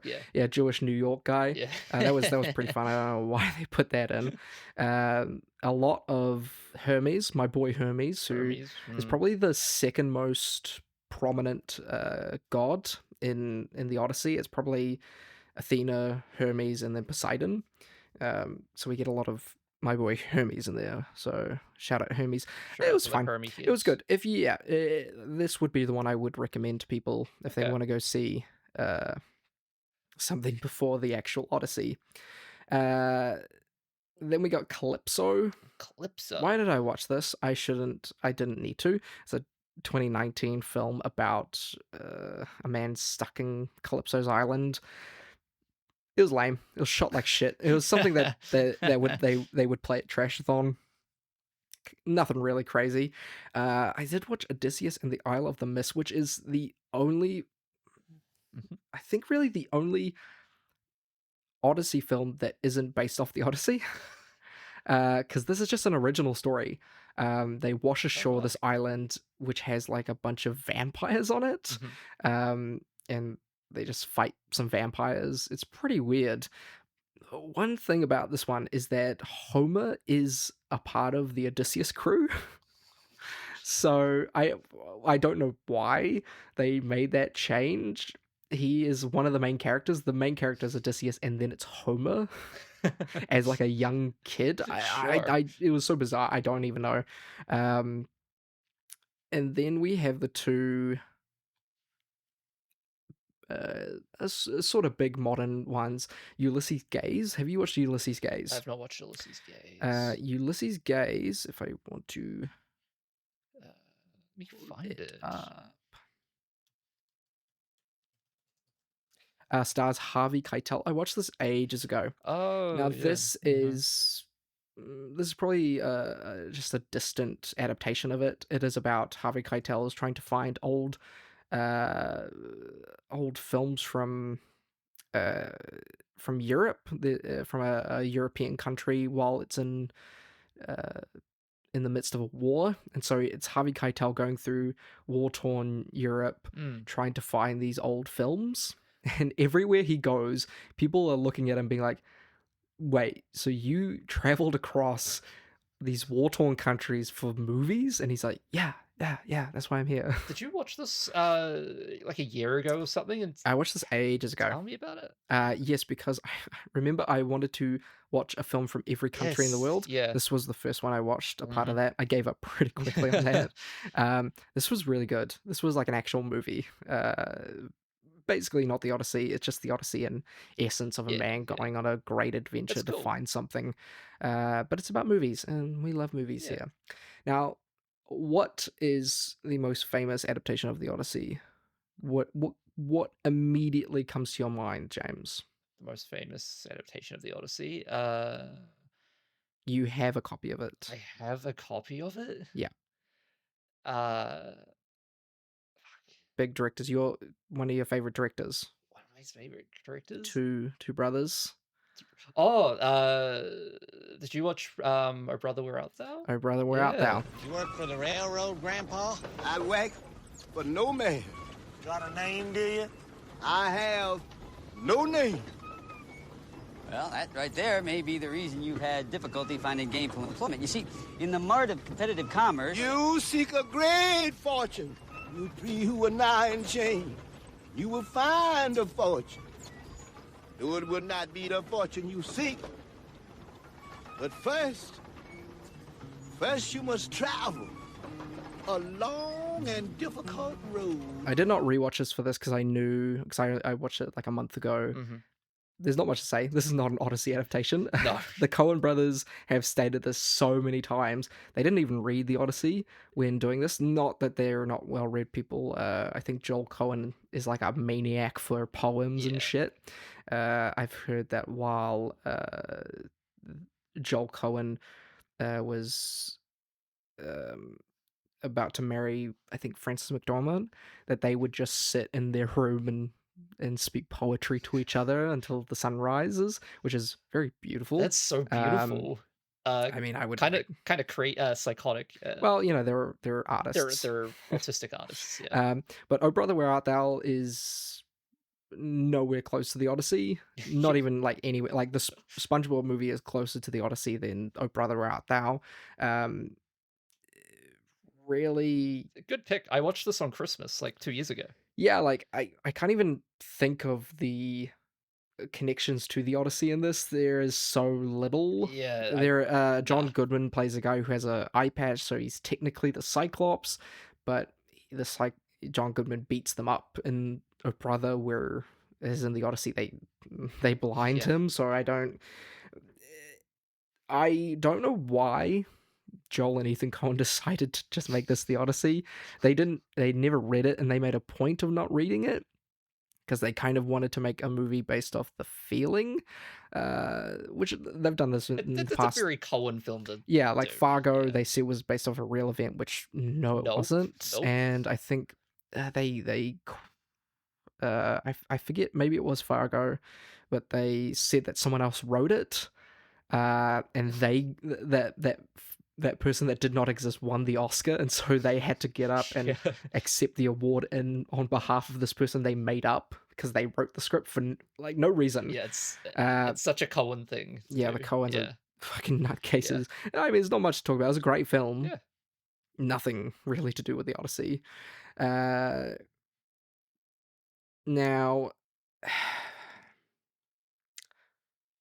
there is Nostos, The Return, which I think is also Italian.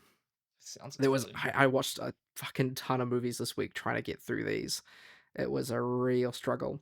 Yeah, this is an Italian film. I couldn't find one with subtitles. I don't think you really need to watch this with subtitles. It is a very Terrence Malick film. Even if I had subtitles, there'd be like 7 lines of dialogue in this movie. It is just visual storytelling. It's very feely, emotional, right? I'll probably watch this again later. This was not a good time to watch this movie while I was just watching movie after movie after movie. It's 88 minutes, and it's just beautiful Terrence Malick-like shots of Odysseus wandering around doing shit. Even the cover looks beautiful. It is so gorgeous. I'll probably go and rewatch it. It was a really good time. But again, this was just more of an emotional, artistic, avant-garde version of the Odyssey. It looks gorgeous. Wow. The big one, the last big adaptation I need to watch after the 1997 Odyssey was last year's, or 2023, I think. I think it released in 2024.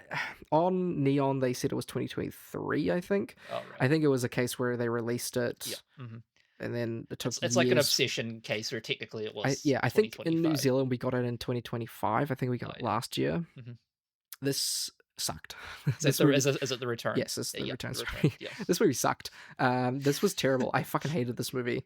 So the worst part of the Odyssey is when Odysseus gets back home. It's a long fucking story, and by the time he gets home, it's a real euphoric sense when he finally gets back to Ithaca.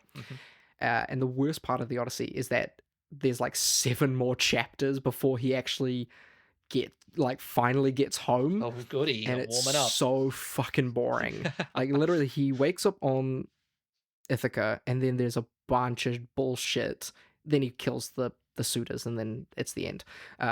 It is so long and drawn out and boring. And that's the Odyssey. That's the actual story.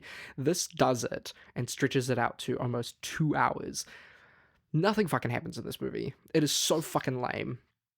And no way it is Ray Fiennes. Oh my god. Well, he's great. He's great. He really does everything he can. This has the worst modern filmmaking, 2020 filmmaking in it. Everything is shot shallow. It's shot with this really, it's too much lighting. Yeah. It's trying way too hard to look beautiful. Every actor in this is ripped beyond comparison. There was a huge, probably the biggest story from this film was that Ralph Fiennes got shredded for this movie because he made this just before he did 28 Years Later.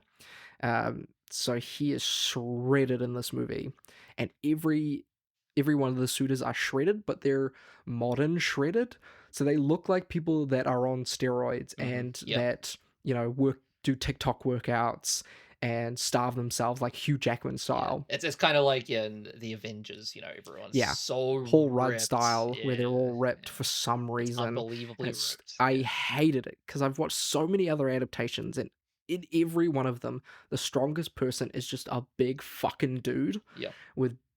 Who just is, you can't tell if it's fat or muscle. They're just big dudes. But in this, everyone looks like they're starving, and I hate it.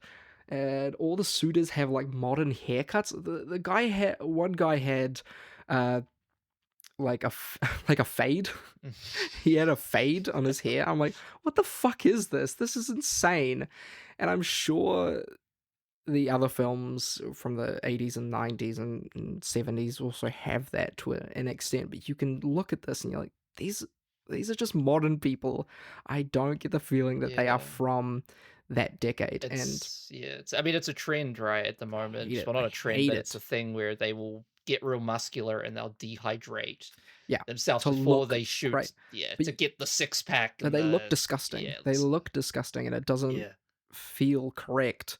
It hits the worst thing about modern movies, I think, is that they try to bring a classic story like this and give it the CinemaSins evaluation, where they really try to get down into, putting a modern sensibility into the characters. Like, the characters talk about, why are we going to war? War is not that needed. And Penelope asks, like, Odysseus, did you rape women while you're over there? Why did you do that? And they put a real modern sensibility on these characters, which makes sense because, we live in a modern world. We're reevaluating how we exist and how the past influences us. But the thing is that every time they do this in modern adaptations, when they reevaluate how people were, everyone has therapy speak, is that they don't change their decisions. So in this, Ralph Fiennes, early on, he accidentally kills a man in a brawl, and he really holds that, and he's like, he's really hit by that. But then at the end, he still kills like 50 people in cold blood. So they always change and make them talk, like they're on TikTok and like they read New York Times articles, and yet they still act like they are people from ancient Greece. And it is so stupid. He's still I fucking hate it. The person who plays Penelope, I don't blame her, but she is this is the worst Penelope I've seen. She is just, she's so lame, and she's such a little wimp in this movie. Everyone's just screaming at her, and she's just terrible. Juliette Binoche. I don't blame the actress. I think she does fine with what she got, but it's so mean, and I just hated this movie. I thought it was so god awful. It took the worst part of the Odyssey, stretched it out. They gave it therapy speak and made everyone look like they were dehydrated with modern haircuts, and they tried to put internality into them and tried to bring them into the modern day, but they didn't change any of the decisions, and they kept the same ending, and they go for the same beat by beat. It's just fucking boring too. This was terrible. I hated this. I hate this so much. Why would you even want to watch this? I don't understand. Ralph Fiennes is great. When is he not great? You know, Yeah, put him. Why would I not just want to yeah. watch 28 years later? Yeah, come on. Which funny in that film, he is like the opposite of Shredder. Yeah. This is just the most modern version of this. Yeah, and I hated it. I hated it. You're not selling this. Yeah, I don't. Why would I want to go and jump on Neon right now and watch this? Well, here's the thing. This is the last episode where I'm going to talk about straight adaptations. The next 3 episodes are going to be a bit more interesting. So this is my last one talking about straight adaptations. And I'm telling you this, James. The Odyssey has never had like a great adaptation. The best adaptation in my mind is the 1968 Italian TV show. But again, that's a long fucking show. Yeah. And it slouches a bit. That was a long time ago. Yeah, and it was a long ass TV show. So every version of, like, everyone knows the Odyssey. Everyone knows the Odyssey, but there isn't really like a Paramount adaptation. Yeah. Troy, the Iliad has it with Troy. Jason and the Argonauts has Jason and the Argonauts. Even like the Bible has Last Temptation of Christ. The Northman. You know, we have these Paramount adaptations of the classic literature. I mean, like Beowulf too. But the Odyssey doesn't have that. The Odyssey has never really had a film they can hang their hat on as the one that everyone's chasing, that one that everyone's adapting. Yeah.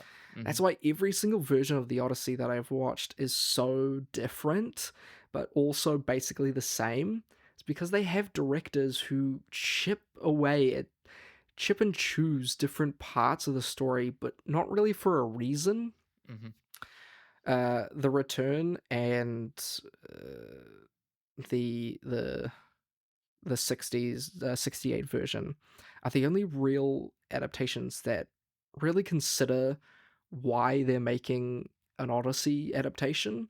Everyone else are just like going they feel like Christian movies, you know. Or if you watch a movie based off fucking Moses or Jesus or someone, they're just going plot by plot and they're not really evaluating why. That's basically what these are. These are bad. I set myself this horrible list, like looking at these movies. These are bad movies. All the animated ones are just god awful. All the short films are dull. All the feature films are either so long that they and they try to be so accurate that they miss the point, or they're so short that they kind of just become a slideshow. I am so excited for the Odyssey because it's actually going to be one that is a real story. By a incredible filmmaker, nonetheless. So he's really putting every one of these films to shame. Well, well, we don't know from yet. Going through this, James, has there been any of the films that I've described to you that you're like, I kind of want to see that? No, the only thing that's stuck out to me is the show, the 68 show. I'm like, I would actually That's watch hard. that. That's a hard thing to go through. That's not like an easy breezy thing. But everyone that I would recommend is something you've already seen, like SpongeBob or Oh Brother Art Thou or Ulysses Gaze. Why did I do this to myself? Why did you do this, Rhys? This was so goddamn miserable to go through. You don't do yourself any No, the next race side quest is going to be a bit more enjoyable. But to end this segment off, I wanted to show my strength. Your strength. The ending of the Odyssey, a great show of effort, is when Odysseus strings his mighty bow and shoots an arrow through the head of, I think, eight axe heads. And so now, as James is my witness, because there is no cameras here, he will see me string this mighty bow. Now, James can attest to this mighty bow I have. Wow. How big is it, James? It's almost from the floor to the ceiling. It is too big, some might say. But luckily, Rhys has the strength of Chris Pratt. Yes. Christian strength. Okay. In post, James will give me a drum roll. Ready? Hey!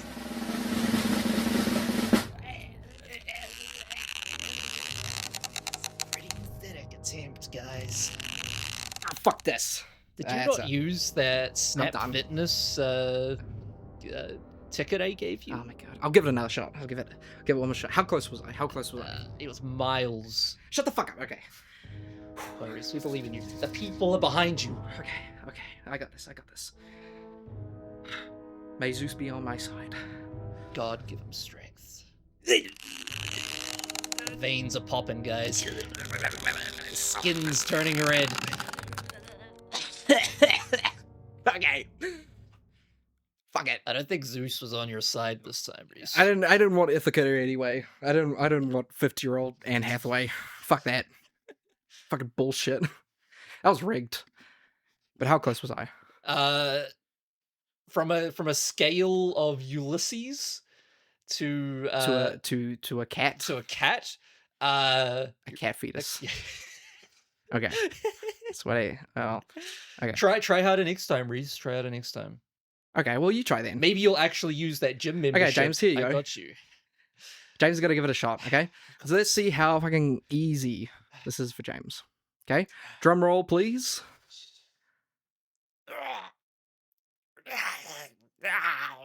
This is funny, because I didn't even give him the bow. He's just making it up.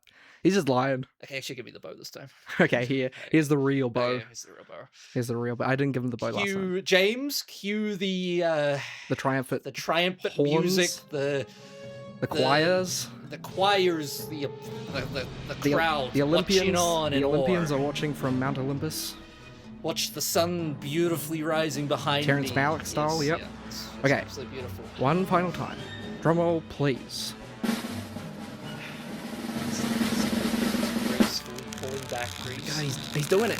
He's doing it. Oh my god. It's only one issue. Oh my god. Only one issue. He's doing it. He's doing it. I forgot to pick up the arrow. Can you set it? Can you place the arrow in my... Sure.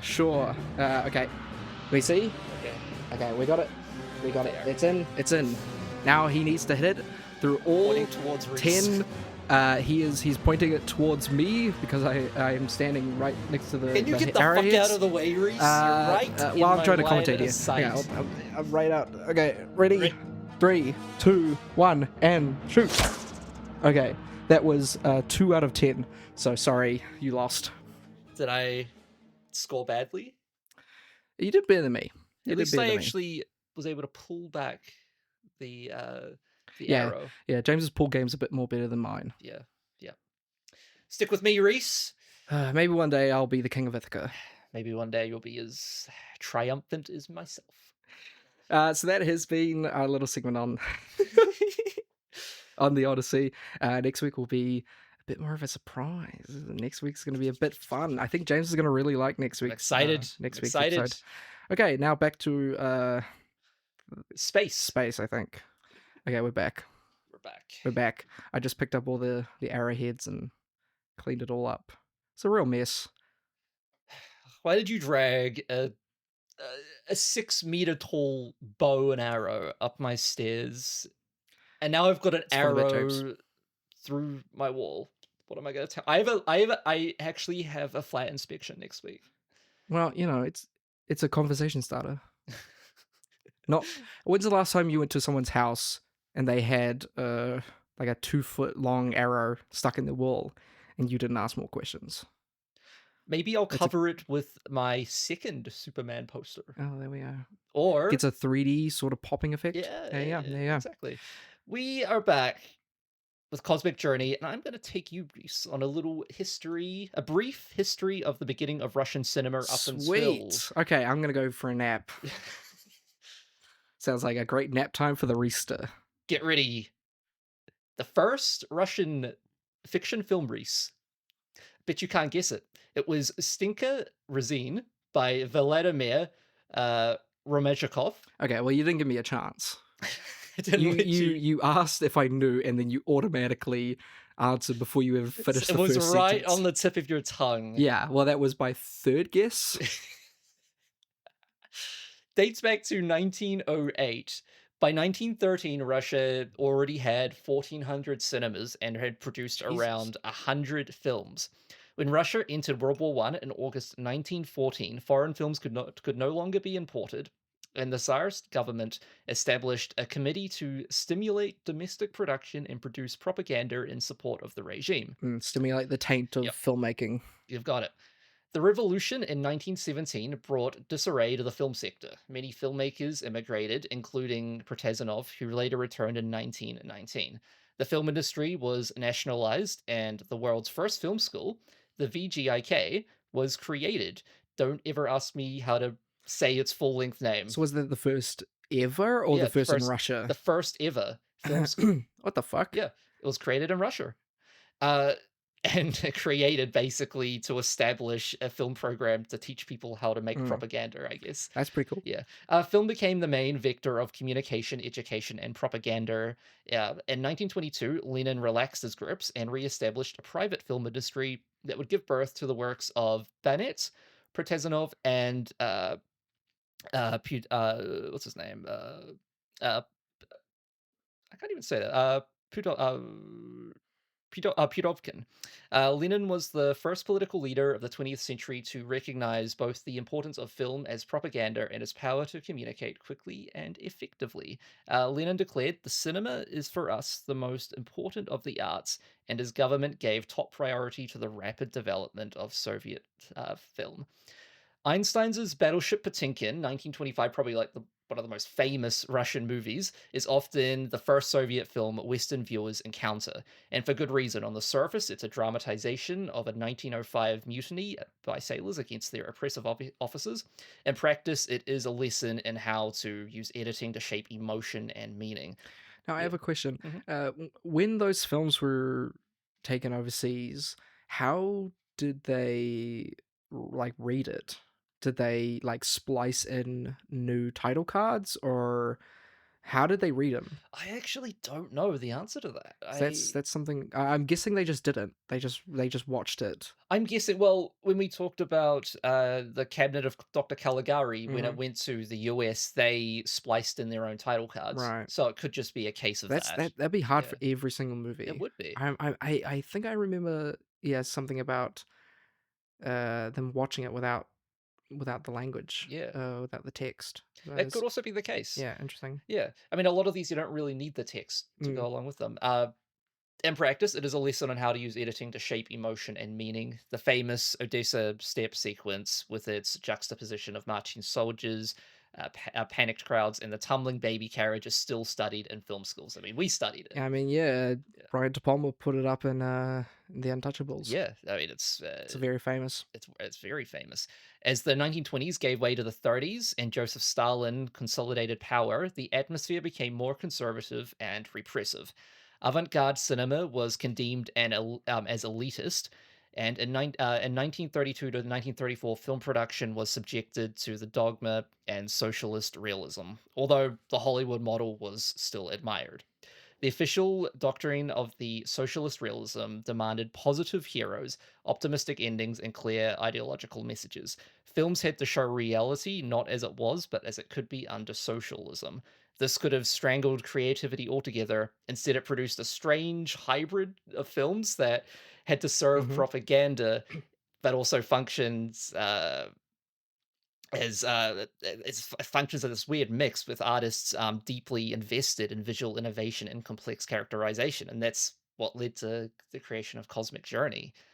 But Russia at the time was it's going through a really, really interesting change from the 20s to the 30s in terms of what they were allowed to produce, and it's really incredible that even during this time, though, filmmakers were still pushing the bounds of cinematic language, even more so than Hollywood in some ways, But yeah, again, Battleship Potemkin is still studied in film schools today. There's so much here that we can still learn from. Probably what at least in the top 5 most famous silent films. Yeah. It's probably what Nosferatu, Dr. Caligari, Battleship Potemkin, what else? Birth of a Nation. Unfortunately. Birth of a Nation, Metropolis. Yeah, and then Metropolis. Yeah. Probably those are the big 5. Yeah. Any, just basically you could say all of Fritz Lang's work even. Yeah. Though I mean, most of them didn't survive, so I guess that's just because of how little silent films we have nowadays. Yeah. And I mean, a lot of filmmakers had to flee Russia during this time because they're well, they were all they were fleeing Russia, they were fleeing Germany. Yeah. They were all going to escaping America. socialism. Yeah. The director is Vasily Zhuravlyov. He was born on August 2nd, 1904 in the Russian Empire. He served in the Russian Civil War in his youth. This wartime service concluded around 1923 with the end of the Civil War, paving the way for his subsequent move to Moscow and entry into film studies. He graduated in the spring of 1927, earning recognition at his final examinations as a talented comedic performer. After transitioning, That's nice. Yeah, good for him. After transitioning from acting to behind the camera, he began his career as an assistant director in the late 20s.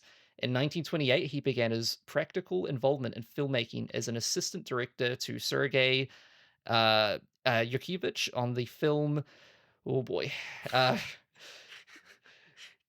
believe in you, James. Krashiva, which translates to lace. How do you even say this? In 1935, Zhuravlyov would tackle his most notable film, a silent adventure titled Cosmic Voyage or Cosmic Journey. I've always wanted to watch that movie. Yeah, it sounds like a good movie. Following Cosmic Voyage, Zhuravlyov focused primarily on children's adventure films, educational pictures, and stories reflecting Soviet themes, including maritime adventures such as Death of the Eagle 1941 and the Jules Verne adaptation Captain at 15 1946.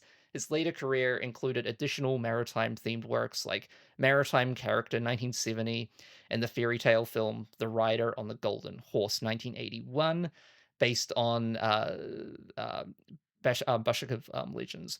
He's widely recognized as one of the pioneers of Russian children's movies. He continued working into the late Soviet period until his death on November 16th, 1987. There's not much to find about this guy. There was a Russian Wikipedia page I had to dig through. Wow, he's going deep for this one, guys. I had to translate a Russian Wikipedia page. And that's the case for most of these guys. Really, most of these guys, most of silent film, it's kind of gone to the wind. But the crew who worked on this, I was trying to find out information on the special effects. The guy who did the special effects, and it's just so hard to find anything because they're not keeping records. There's no record of the box office from this movie. There's no record of how they made it. There's no record of anything here. I mean, the actors, some of them are first-time actors, and this is their only film. It's quite a shame. I mean, it makes my job easier. There's less to dig into. So. Yeah, I guess so. But on the flip side, it's harder because it's harder to find the information. But yeah. A really, really interesting career. Someone who, and it's the case for a lot of these filmmakers, they transition from acting to directing. Yeah. It's the case for a lot of these guys. Well, yeah, it was one big job back then. Like you could bounce between a bunch. Yeah, the screenplay was written by ChatGPT, right? Yeah, ChatGPT. Chuck that. Sam Altman wrote that one up.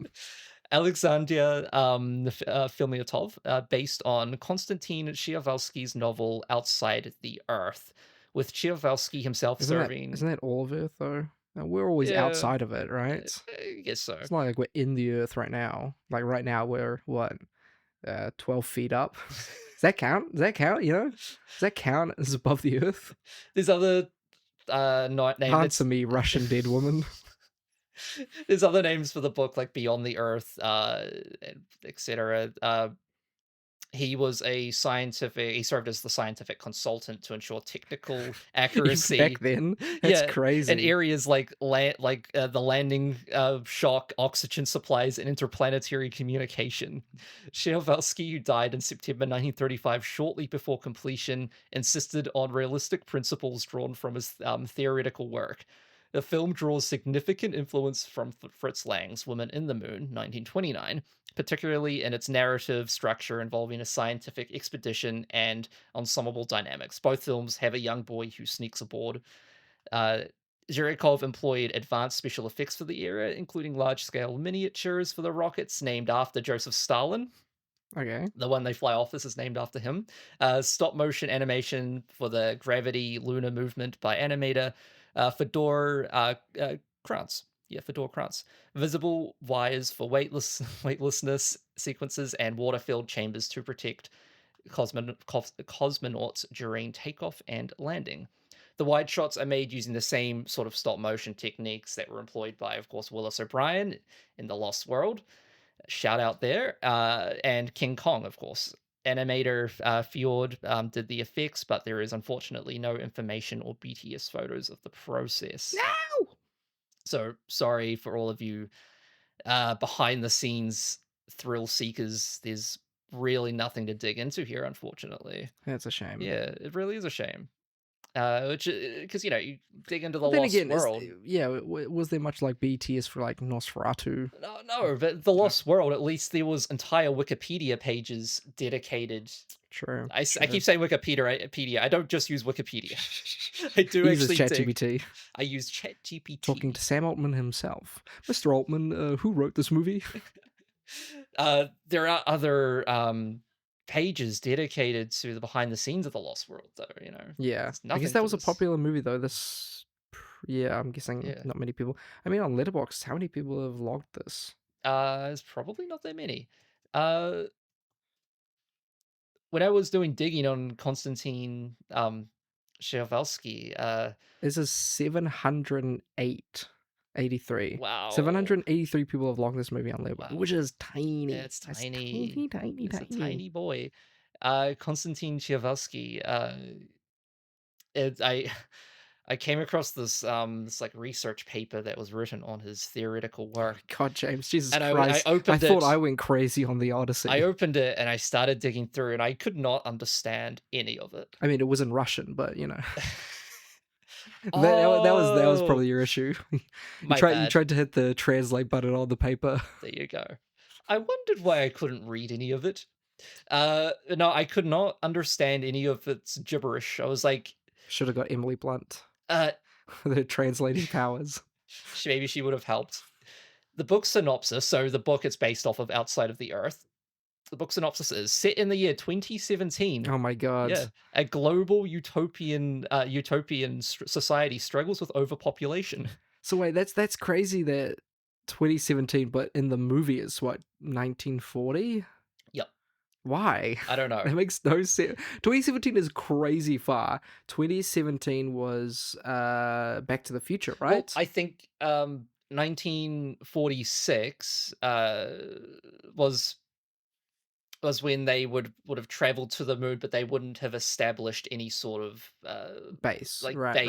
Yeah, but that's crazy that a movie from the 80s chose 1917, but a book from when? 1932. 1932. 38. Sorry, not 38. 32, I think it 32 was. would also choose to. Yeah. That's so weird. But this is based on books this guy wrote in 1890.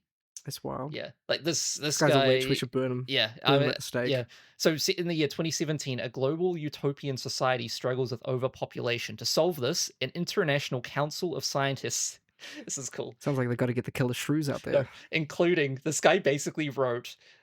He pulled together the smartest minds of the time. So we've got Isaac Newton, Galileo, and Tsiolkovsky himself under the pseudonym of Ivanov.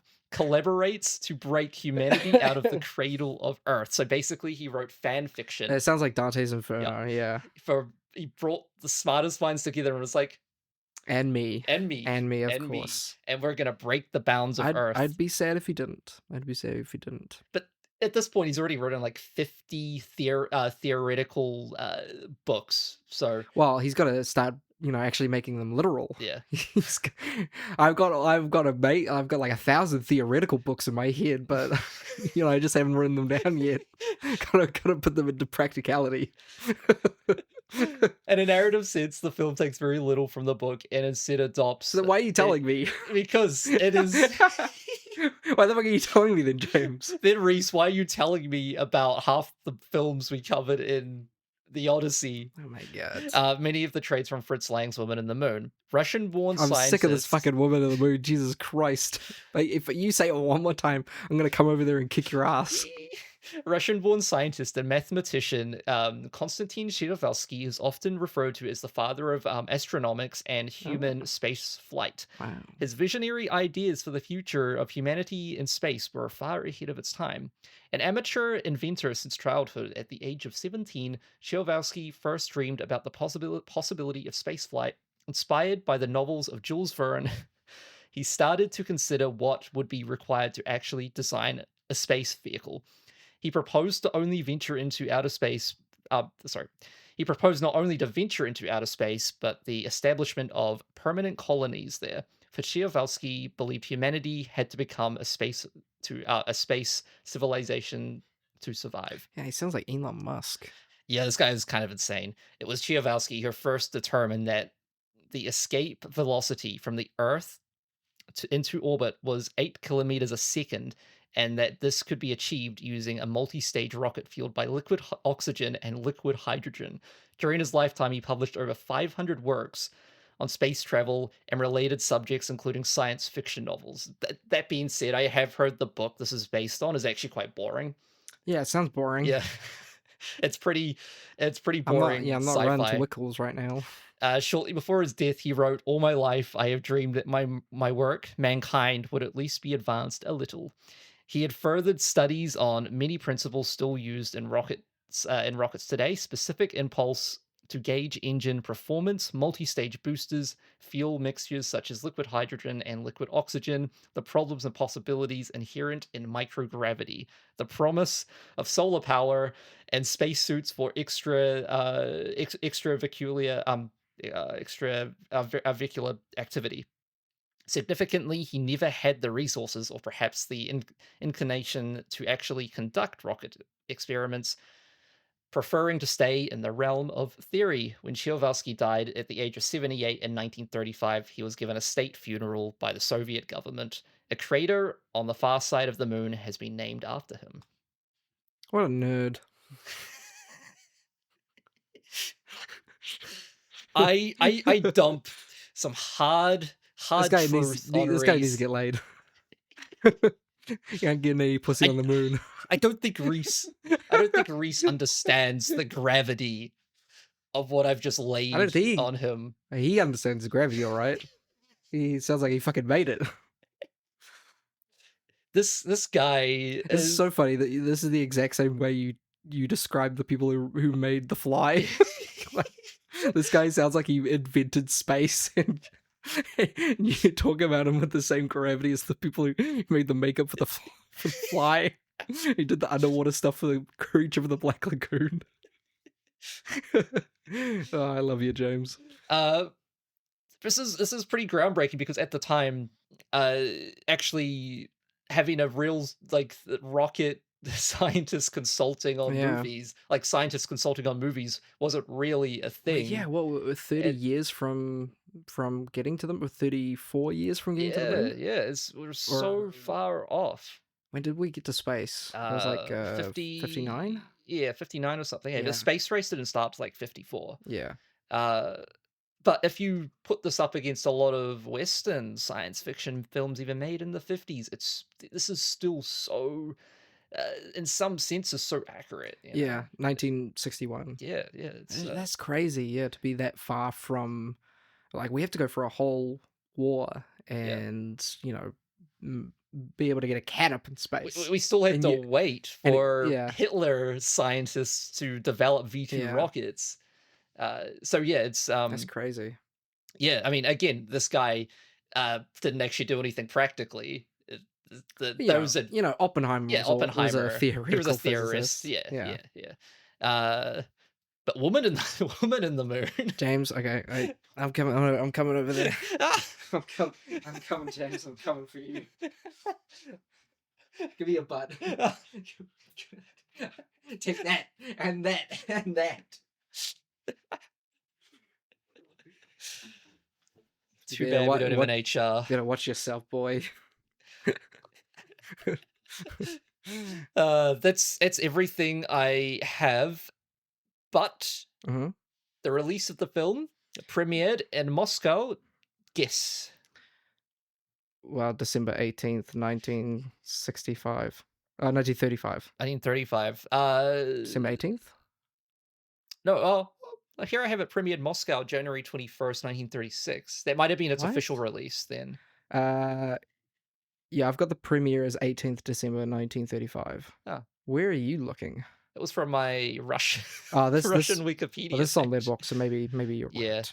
Yeah. There was no historical receipts of the box office, and the film initially enjoyed popularity across age groups upon release, but was abruptly... Oh, sorry, it's a closed premiere, that's why. Ooh, la-di-da. So it's a closed premiere.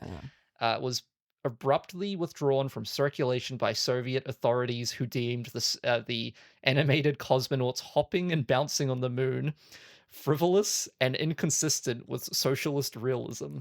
The animator's name was removed from the credits and the film renamed, suppressed for nearly 50 years until its revival screening in 1984. So this was number 2 at the box office that year. Got 200 million worldwide. I'm guessing this would have been close to when the Berlin Wall fell then. I'm not sure. Was it late 80s? Do you mean when the Berlin Wall... What? Yeah, 80... 85? Yeah.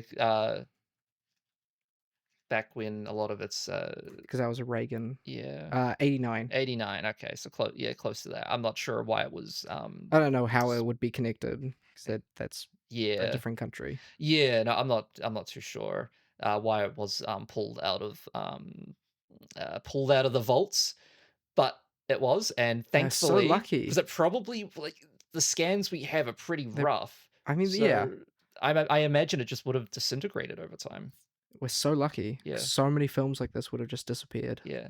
But yeah, the reason there's so much power to the youth in the film itself is because it was partly commissioned by I forget what it was. I don't have it Girl written Scouts? in front of me now. by the Girl Scout cookies? By the youth aerospace organization at the time. They were... How does that even work? Like, you don't even have spaceships yet, and you're wanting a Boy Scouts for space? What do you even do? Well, they were trying to get youth interested in space travel and rocket science, because at the time the Soviet Union wasn't against space travel or any of this kind of thing. They were just they just had very strict guidelines around its portrayal in media. That's everything I have. Cosmic Journey. That was great, James. That was awesome. It's a great little film to end off silent spectacular. What a shame. This was great. I was really worried about this because this is our first official season. Yeah. And even though we've probably recorded more first feature episodes than second features, but these 3 were great. Yeah. These were awesome. Well, just like the Odyssey, these take a while to actually research. These aren't just like I spend a morning tapping through ChatGPT. So are you telling me that what you just read was not just off the top of your dome? No, I wish I was that. You didn't just read like a New York Times article and just spouted it back to me? I wish I was that stupid. Lazy. Yeah. No, this was great. Do we want to rank these 3? I think we should. At the end of the series, we should rank them. Do we also want to do like a post ranking of season 0 while we're at it? Yeah, why not? We'll do that one first. So what have we got? That was The Fly, Creature from the Black Lagoon, and then The Fog. This will be pretty quick. Creature from the Black Lagoon number 1, The Fog number 2, and then The Fly number 3. Very close. Creature from the Black Lagoon is the only film in that's actually great. The other 2 are just kind of good. I think I would go with your number one, Creature. Yeah. Number two, The Fog. Mm-hmm. And number three, The Fly. Yeah, same. As much as I love The Fly, The Fly's great, but The Fog. Yeah, The Fog's great. Fog's also great. So these ones were The Cabinet of Dr. Caligari, The Lost World, and Cosmic Journey. How would you like to rank them, James? I would rank them as follows. Number one, I have to go with Cosmic Journey. Yeah, I have to go with Cosmic Journey. Number two, if I'm judging these purely on the What's your quality enjoyment? of them, Or yeah, I'd have to go with Dr. Caligari and then The Lost World. But I had more fun talking about The Lost World than Caligari. I didn't, but that was because I was very drunk and I was just yelling at you for half the episode. I agree. I think this was the best. This was a great film, a great picture, and then Caligari, which I didn't really care for, but was beautiful, and then Lost World, which was a piece of shit. Fucking hate that movie. But Cosmic Journey, what a great film to end it off. Yes. Shall we get into our little games? Yes. Well, I was a bit worried. I was like, how is Rhys gonna... I didn't think about it until right now. Okay, well, before we get to that, are we 4K or are we letting this rot? I tried to look this up, trying to figure out if there was an actual copy of this. I found that there has been just a random DVD, and I'm on this place called Diabolic. Is there a DVD? There is a Blu-ray, a very beautiful Blu-ray. It looks like and all regions Blu-ray. It's out of stock right now, but this looks really fucking cool. I've never heard of Diabolic discs. This looks really cool. Yes, I would love a Criterion release of this. I would too. I think it's one of those like hidden gems that a cult audience would really get behind. And Criterion would really go deep and find like much more detailed stuff than what you were able to find. That would be awesome. I would buy this 4K Criterion if it came out. Yes, I would absolutely buy this. Yeah. Okay. In terms of remaking it, we've already had a truck size load of science fiction space adventure films up until this point. We just had Project Hail Mary. Yes. Dumped this year with its own science incorporated into the plot and the narrative. So I think at this point we've already had so many evolved versions of this story that I'm satisfied with what's currently being released. Yeah. Okay, this is really hard. You're gonna need to give me. I totally forgot about this. How I was looking at this and I thought to myself, this is actually gonna push Rhys, because no matter where you go, there's people that haven't worked on other films. There's uncredited crew. This is such a hidden film that's been kicked under the rugs, forgotten, that it's quite impossible. Okay, I think. Okay, I've got it. Okay. So, Kevin Bacon. We start off with the director of this film, Cosmic Journey, Vasily Zhuravlyov. How do you say? Vasily Zhuravlyov. Vasily Zhuravlyov. From that, we go to A Man in Civilian Clothes from 1973, which is a film he directed, which starred a man called Vladimir Dranskovsky, Vladimir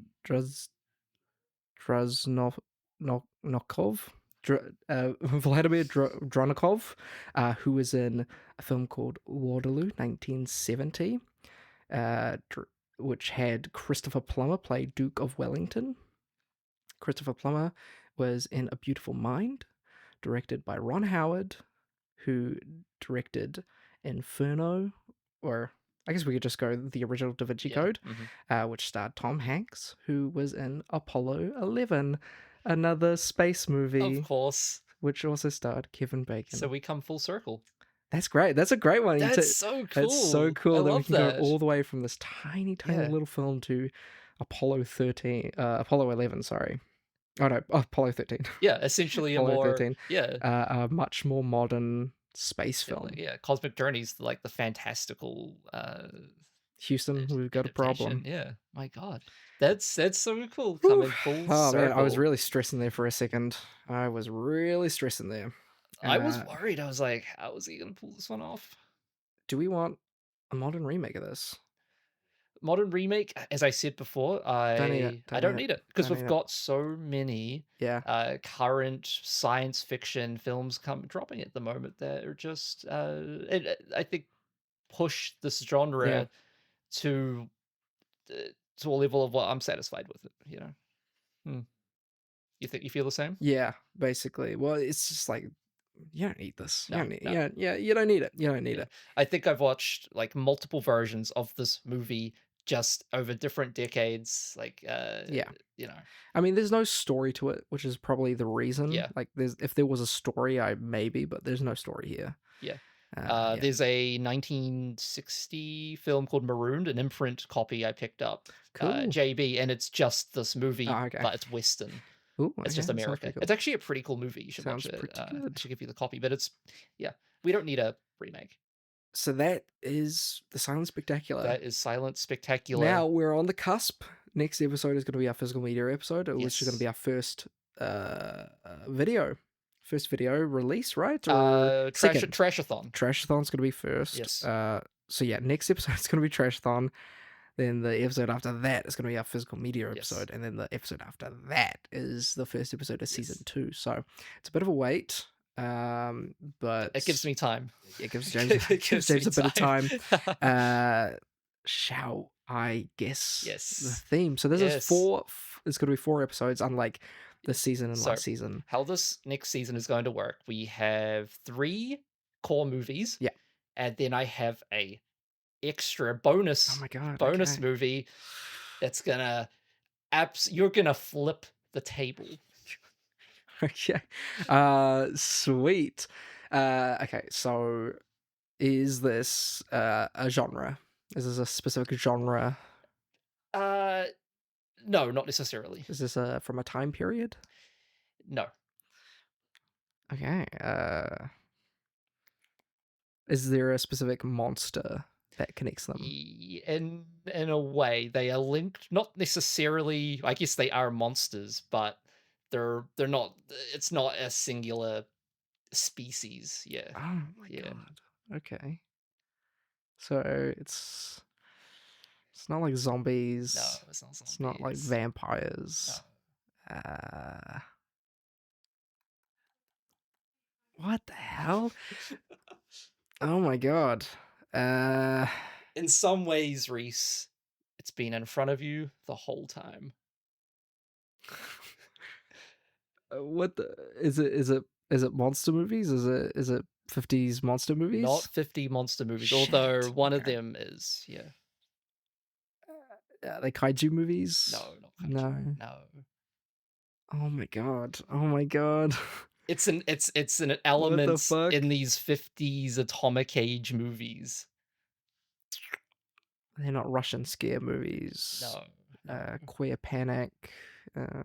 Panic is involved. There is a lot of panic. Are these like body swap movies?